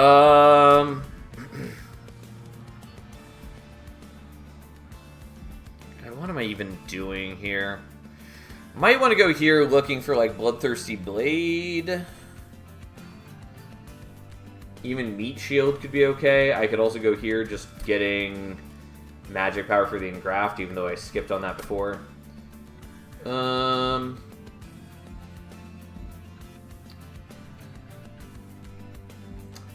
could maybe get Husk Hermit here, but that's not very helpful for me.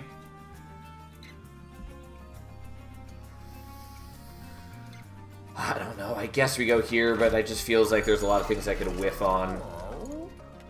Well, I probably want Steward's Quarters. I cannot take Frost Piercer. Could take Glass Cannon, which honestly might be the play. It's not my favorite card by any means, but might be worth it.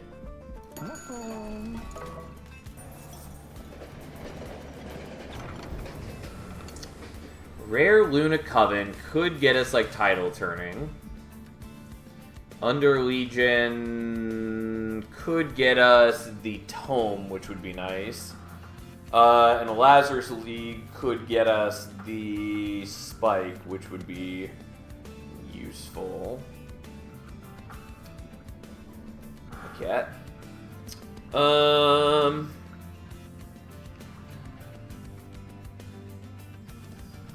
I guess let's try Lazarus. Yeah, that's not exactly what I want to see. Technically, Mix-a-Lot could be useful. There might be a world in which I can make Brain Transfer good, but I'm not super willing to do that right now. I mean, there are a number of things I could do with Brain Transfer. I'm not sold on it right now.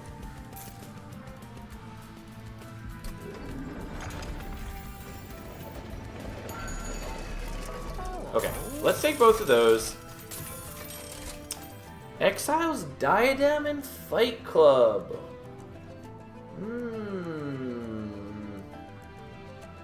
Interesting.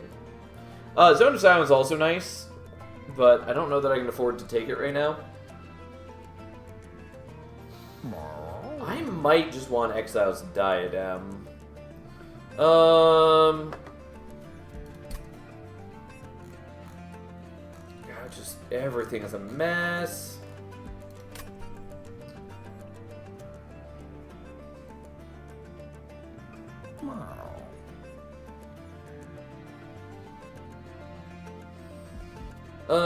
God, I don't know, just everything is awful. I feel like I should probably take one more of these. I don't really like the Glass Cannon long term, but it does work well with the Cold Kalia right now.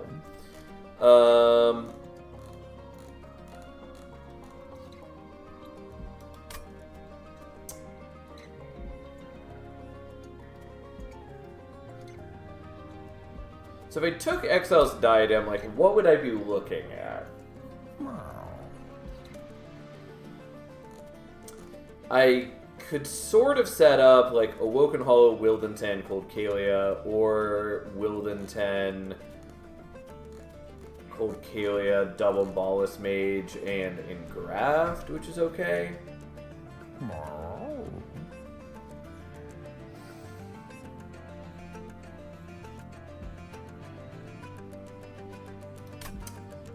I'm just gonna do deployable there, I guess, and then try. And then let's get rid of this. I don't know. We'll figure it out.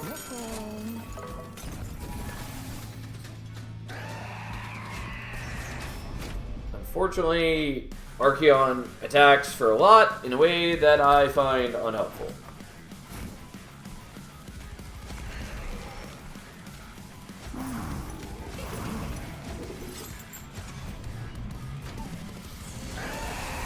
Okay.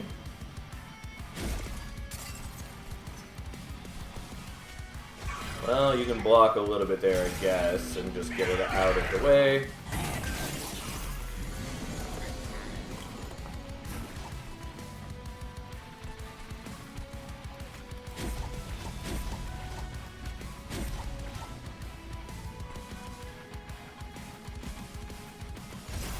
I guess we'll do that, though. It would have been nice to give you the Frostbite so you die. I mean, I guess you'll die naturally on your own anyways.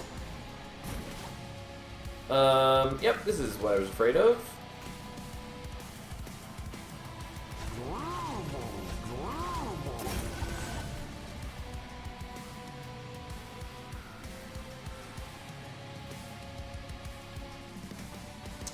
Yeah, because you're taking exactly enough damage to die as is. If I'd given you the extra attack earlier, I could have done things.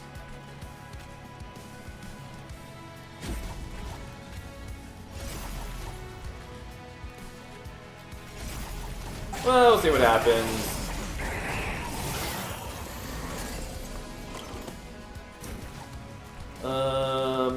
Yeah, I really needed things earlier. Maybe I need that steward's quarters at a different time. I don't think that's helpful in any way, shape, or form, but so be it. Unfortunately, you just die now.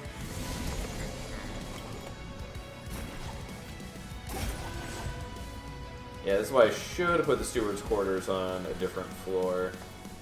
Kind of didn't pay attention to how many of them I actually had left. Stewards, that is.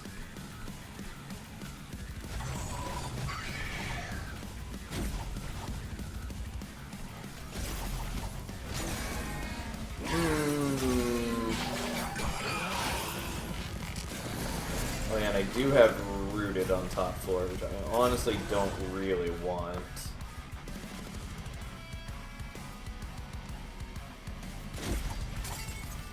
It is part of why I hate root split mask. But we'll see what we can do. If I just kept Wildenton alive longer, this would be less an issue. And there are ways in which I could have done that, so we'll see what happens. I do at least kill all these guys right now, which is something.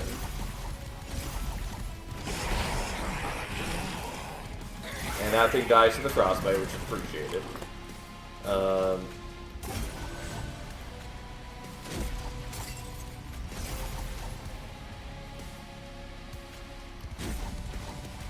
There we go. Got it to slog, but we get there.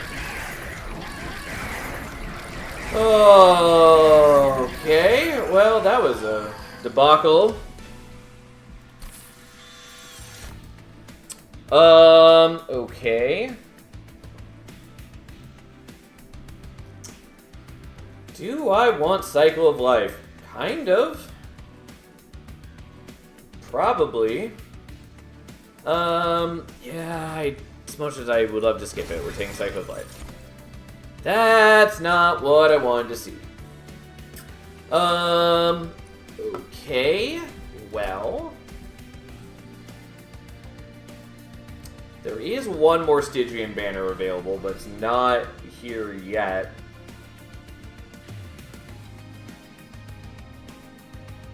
The Titan Sentry is not as helpful as you make it out to be, Tiny.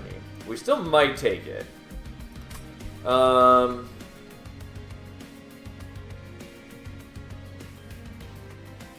think we are taking it. It's just not really what I wanted to see.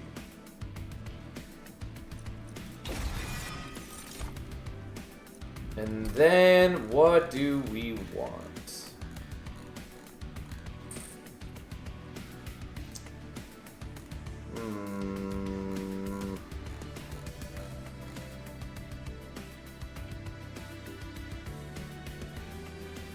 Well, the capacity is not necessarily as helpful as you make it out to be, Tiny. It is a possibility. It's what I was leaning towards if we saw the Sirens, but we didn't see Sirens. We still might want to take it now, though. Yeah, I think we are taking capacity for now, and we'll figure out our goddamn mess after that. We're going here. We'll figure out what we can do with that. Okay. Part of the problem is, again, I have no damage scaling, basically.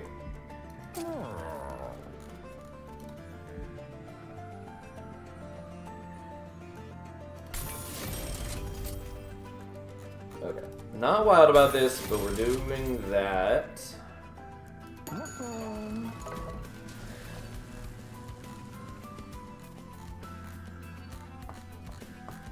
Okay, we'll take the Engraft, even though it's not as good as I want it to be. We just have a lot of problems, but at least we can keep the Colcalia alive now. Although Kel is an awful matchup for us.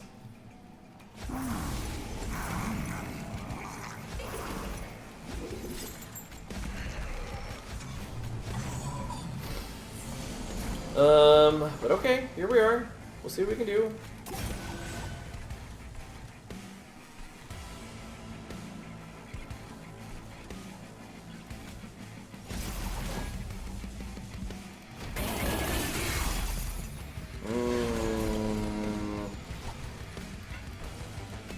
we can at least sort of prepare for Kel this way. Oh, and you sap. Of course you do. You bastard.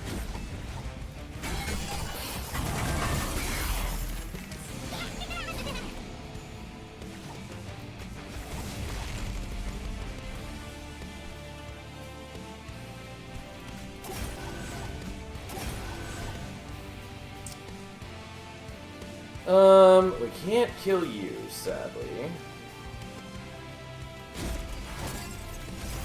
Damn you!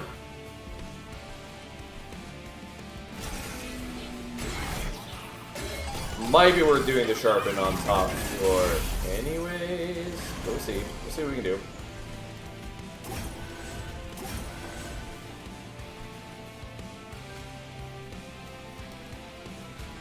Okay. Honestly, don't care about the sap as much as I care about building up some armor.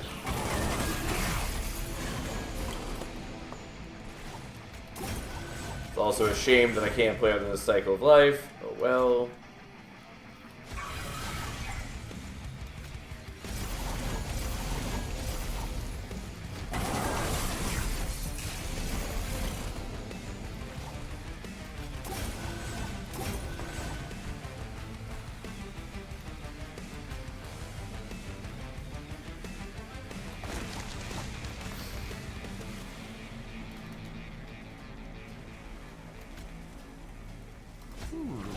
Guess we put you out now.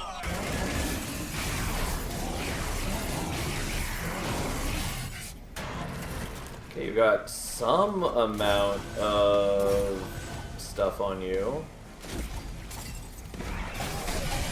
But I think not enough.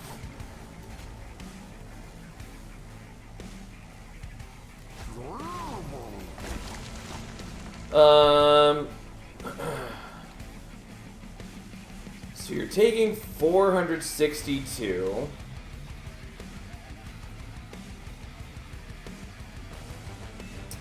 And so that puts you down to what? 334 plus you have a bunch of frostbite on.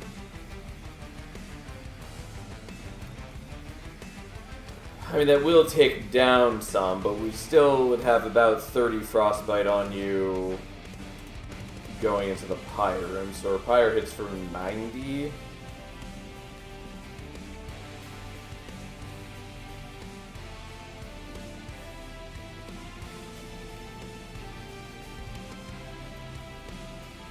I think I survive.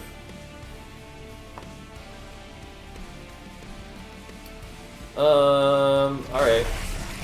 Maybe I should have made certain, because if I lose this, I have to redo the other ones. But we survive, and at the same HP that we survived Kel last time. Holy fuck. This is not great.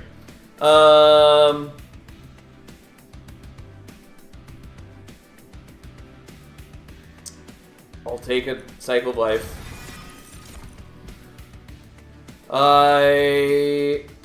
It's much harder to manipulate my buttons when there's a cat on my chest.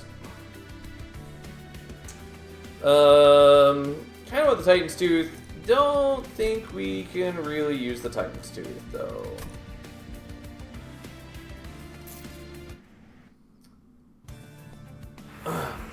Honestly, kind of wild the Cycle of Life didn't get a buff of some kind. So, kind of. I do think people underestimate how much value Cycle of Life can bring. Especially in a clan that has healing, increasing max HP. Especially because it's not just increasing max HP, it's giving you 10 extra HP at the time that you cast it. Is fairly decent. Plus, the 8 spikes do represent a fair bit of damage in this game, since enemy waves are so wide that oftentimes enemy waves are going to be like 6 or 7 units wide, and some of them are going to have multi-strike. And so like 8 spikes often represents like 42 or more damage to the enemy wave from a single cast.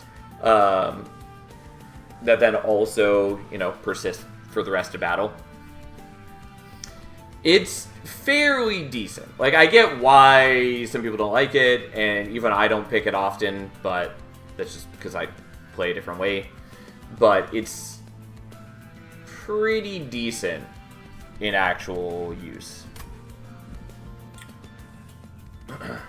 Just make it 2 cost, but can go good card. I mean, I think it's already a pretty decent card as is, especially in a world where there's more access to some of the things that there are in Monster Train 2. I think it's maybe dangerous to make it a 2 cost card, is more what I'm trying to say. So I could go here. I think I want to go here and see if we can get, like, a Siren, because that would just make my life better.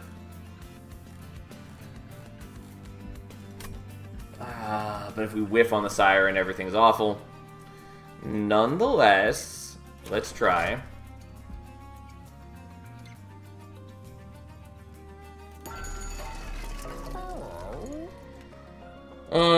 Could have used Channel Heart on a prior run. Well, can't say I'm surprised. I am disappointed, though. Because unfortunately, we can't take the Nameless Siren. And I don't need the Silophyte. So...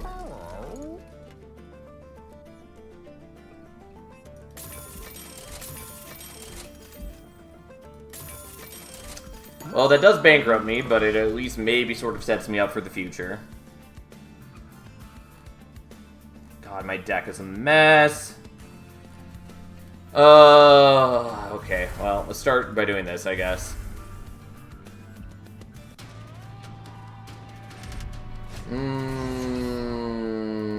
This might get me killed, partly because reasons. Oh, it is actually very bad for me, because I can't use the glass cannon this way.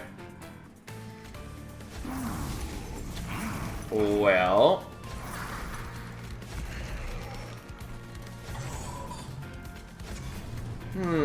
maybe I shouldn't have done that. Maybe gonna get myself killed.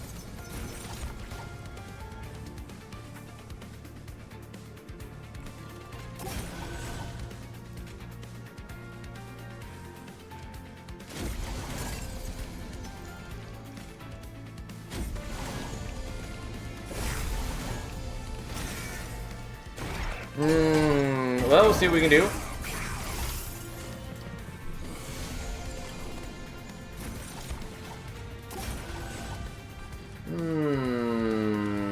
Can't say I'm happy with my choices in life.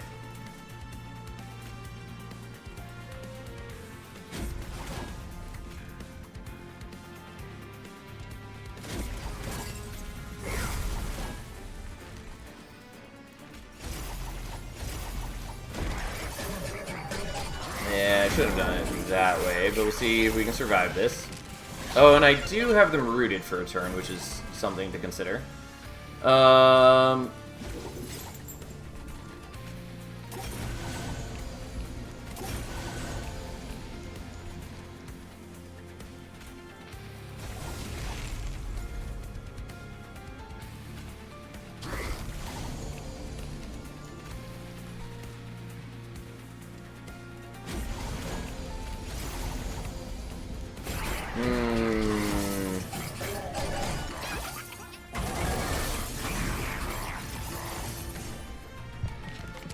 My deck is so bad!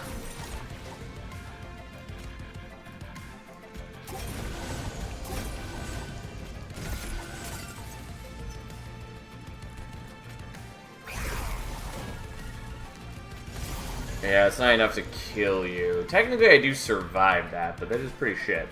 Well,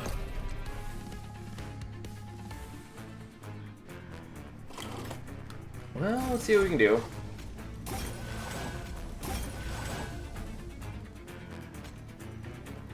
I really wish my engraphs were 0 cost, so they were Ember positive. That's just like all I've ever wanted in my life.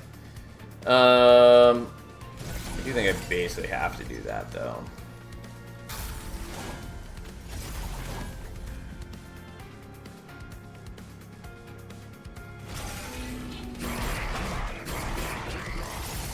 Okay, I realized that I almost got myself killed because I forgot to take into account his harvest for the other guy dying. And so I almost died right there.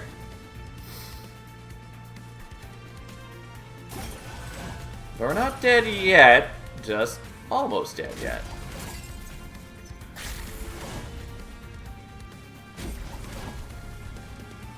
Okay, but you're rooted.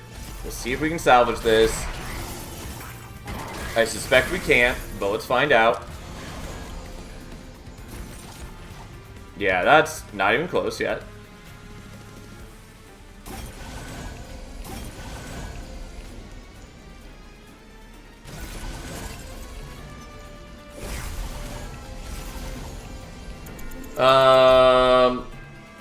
Just imagine that you took Unstable Shard. I mean, I would love to have Unstable Shard. That would do so much for me right now.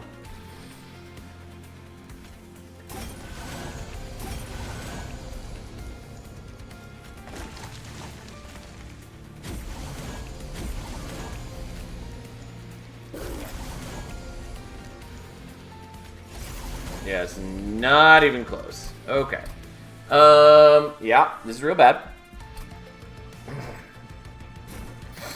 I think what we're going to do instead is we're going to set up like this.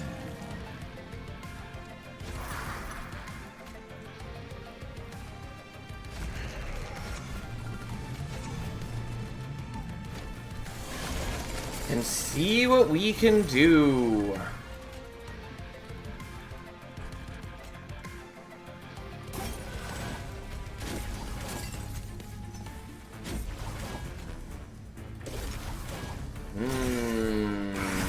God, if I can get through this fight, like, just things look so much better for me.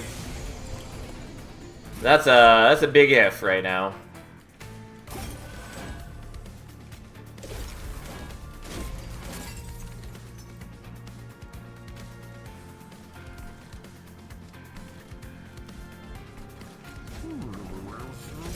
No, why can't you discard properly, you son of a bitch?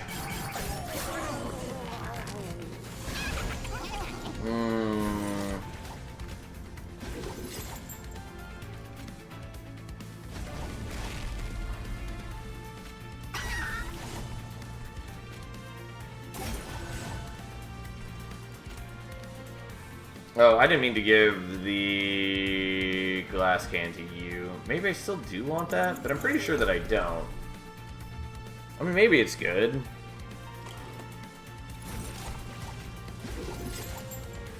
Yeah, it honestly is probably better on Will's Intent for me. Because mostly I just need the Cold Kalia to be strong enough to kill, like these chumps.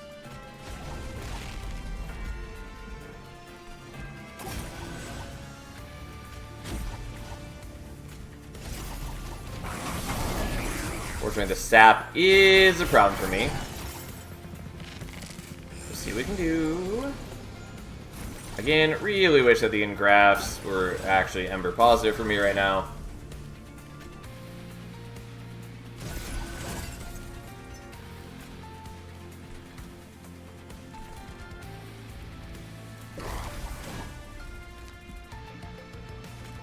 Yeah, thanks for cooperating, Foregone Power.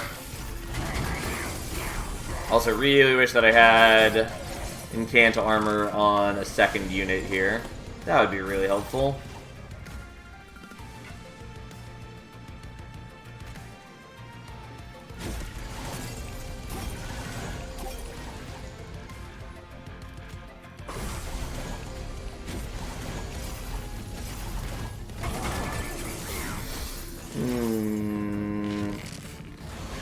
Yep, I do know that I have sapped myself a ton.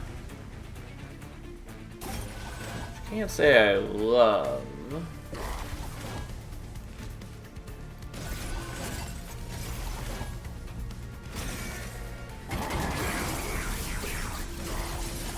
So I think I still just die to the boss. If I can get him down low enough that we're cutting into his reanimate, like, that's a different story, but I'm not convinced I can get him down that low.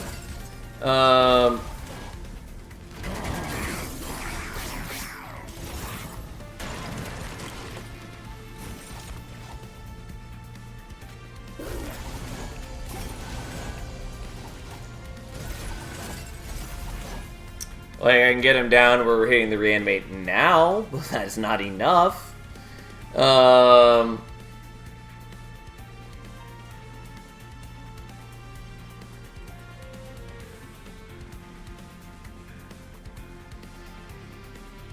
Yeah, I don't know that I have a way through this. My deck is really bad. If I didn't have to deal with the sap dudes, it wouldn't be as bad.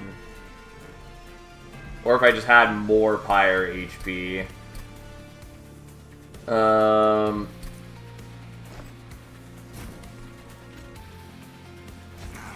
Just for kicks, let's see what doing it on mid-floor could look like. I could also maybe do the Awoken Hollow instead of Wilden 10. I don't know that that's really that helpful, though.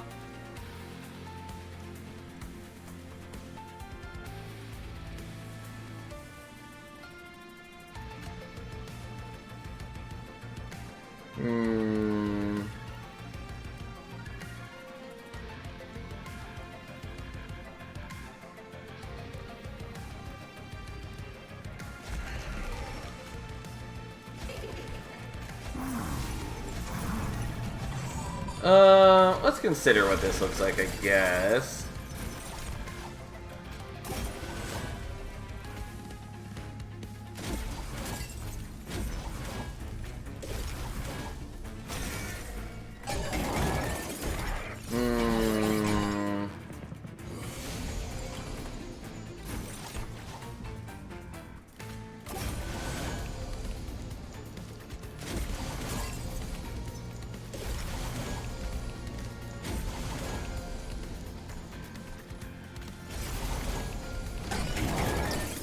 I don't think that's gonna matter.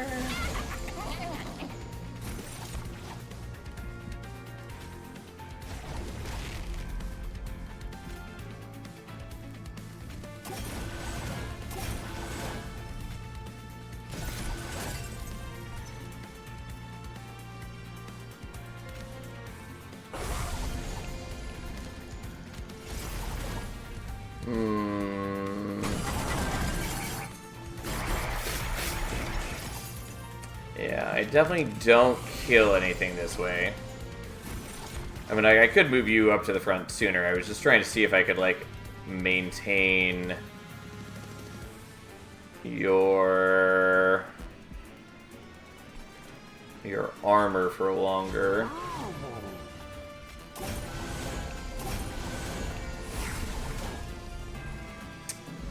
But as is, that guy kills me. Bear with me as we finagle this somewhat. I just would like to not lose here, even though it is very likely.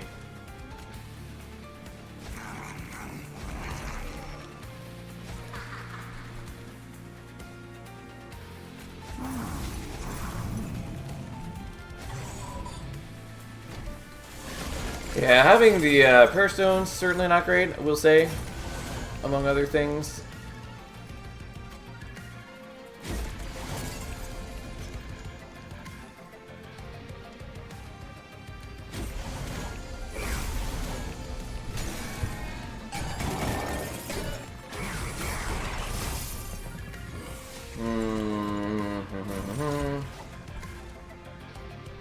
Would love it if I had you at a different time, Mollis Mage. You gotta say.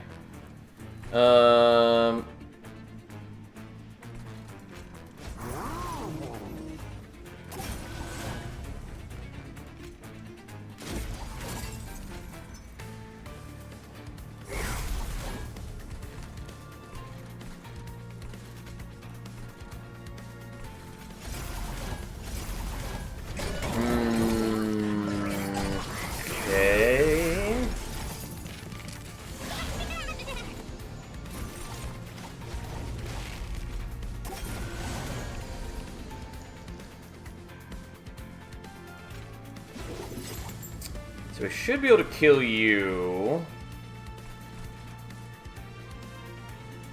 Maybe Shark plus Champ on floor 1, rest on 3. They don't have to eat saps with damage dealing units. Yeah, maybe. problem is I need to be incanting with the shark to be upping his armor.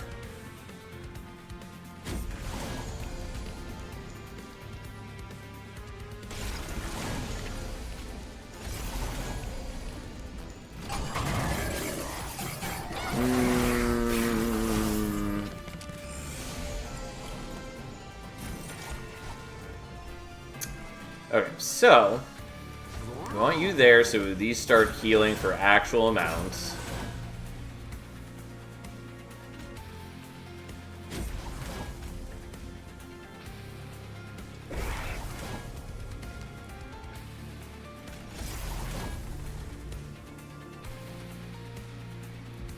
There's a bit of a gamble doing this, but we're going to try and see what it looks like.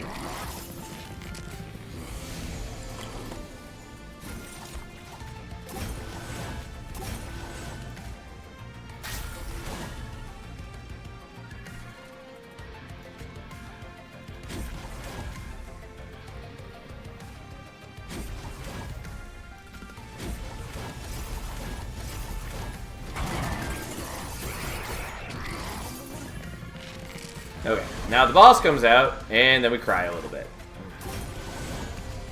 Oh, my hand was full, so I don't get... Oh, that irritates me. Because part of the whole point of this plan was to pull the Titan Sentry up front with the Cursed Vine totally spaced out that I'm not actually generating one this turn.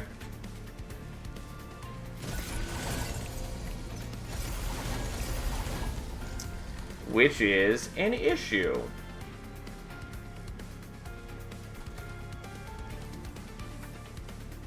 Technically, I get one more turn because most of these guys are rooted, and so they don't kill me this turn, but that doesn't matter. I wanted more time for them to attack into the Titan Sentry. Like, I don't think it's enough, but if I can get them to the point where the reanimate is ticking down, it goes decently fast. My irritation is palpable.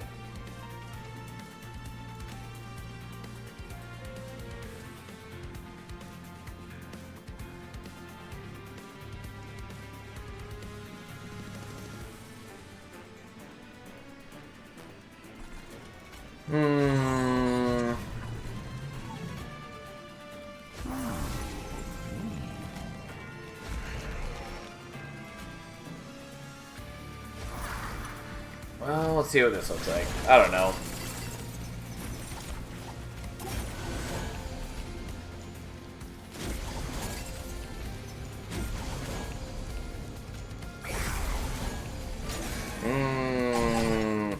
Again, if I can just get past this ring, everything starts looking a lot better. Maybe, hopefully, probably. Admittedly, I did take a bit of a gamble on the banner. That did not pay off, I will say. But a man can dream, can't he?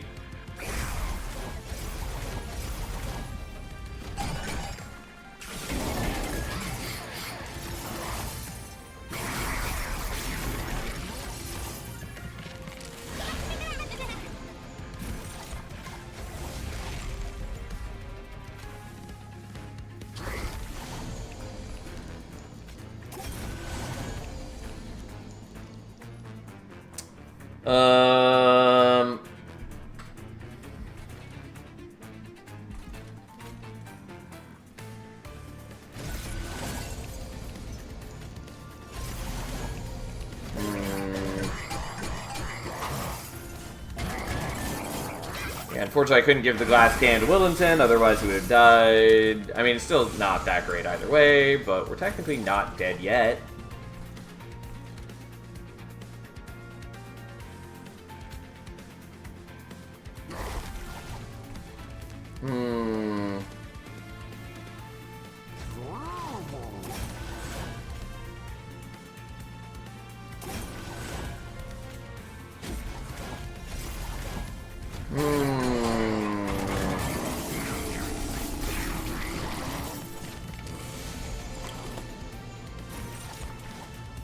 so you're not gonna kill me immediately.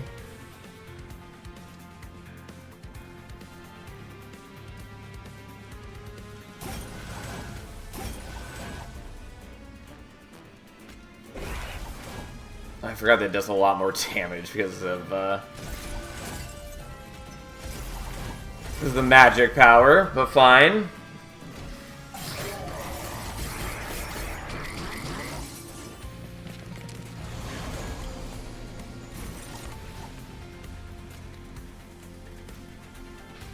Yeah, it doesn't help as much pulling up like this.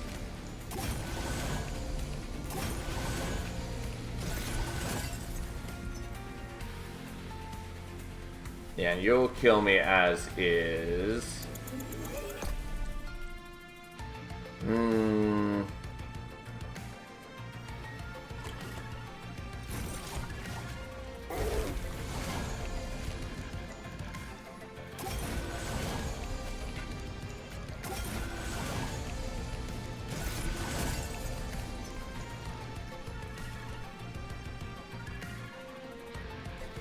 I just want him to die, and there's no way to do it.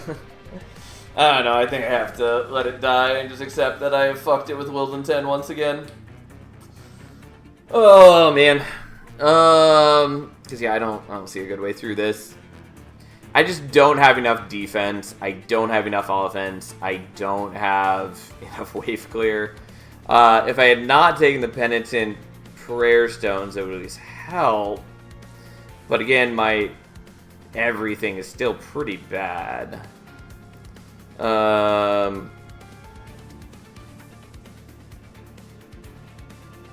mean, maybe it wasn't worth trying to move the dude last turn. Maybe I just need somebody else on bottom floor.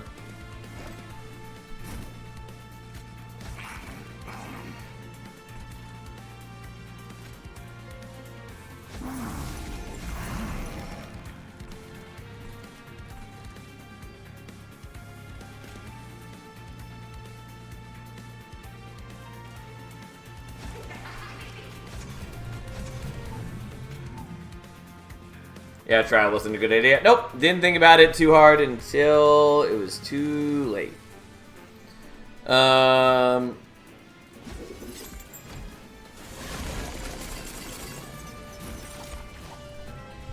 cat will come and save us from this misery. The cat is power. I mean, she's snoozing on the chair right next to me, waiting for me to feed her when I'm done here.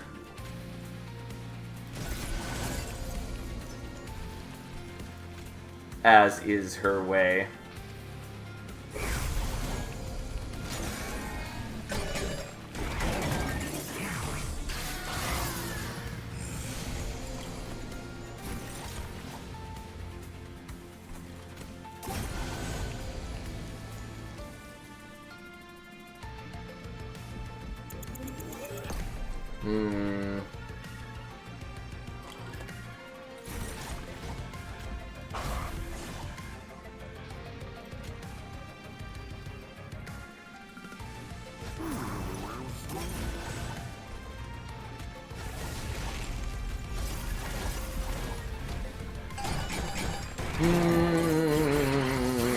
Unfortunately, I can't generate enough defense on the shark. It'd be really great if I could, but we're not really in that world.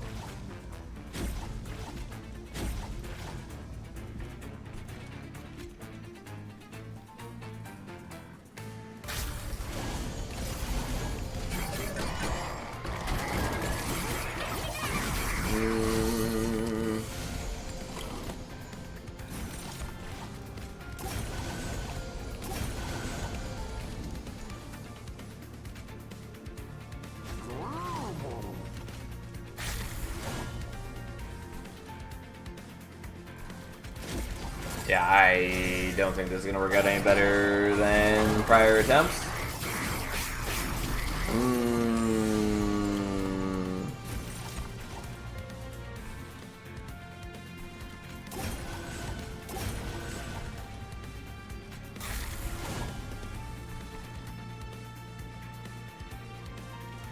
Yeah, if you get to my pyre, you just kill me. This is a known problem.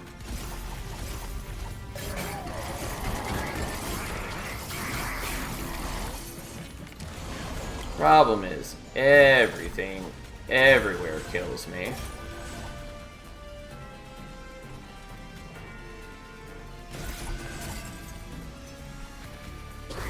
Yeah, it doesn't matter. Alright, that's fine. We'll let it die. I'll just have to, you know, not be terrible with Wildenton tomorrow. I mean, it was sort of a conflux of issues, but that's fine. I definitely could have played better, but, you know, some of my bets didn't pay off, and in some ways we were just unlucky, and that's the problem. Like, again, if I hadn't used Nameless Siren, or specifically, if we just gotten the other Siren, would have been really helpful. And there's a lot of other things I could have done too, though, but I also could have just put Magic Power on the Ingrafts like I'd originally considered, rather than trying to save a slot to, like, minus cost it. Because as was, the Ingrafts were not really doing a whole lot for me. They were free draw, but without the Mollusk Mages, they weren't, like, healing at all, and it would have been really nice if they were actually healing for a decent amount. I was hoping to use them for, like, incant tools and to increase my energy so I could more easily play things like the Cycle of Life. But again, without a minus cost on them, they weren't doing that for me. But whatever. It's fine. Sometimes we just lose with Wildenton and we cry. That said, that's where we're stopping for the night.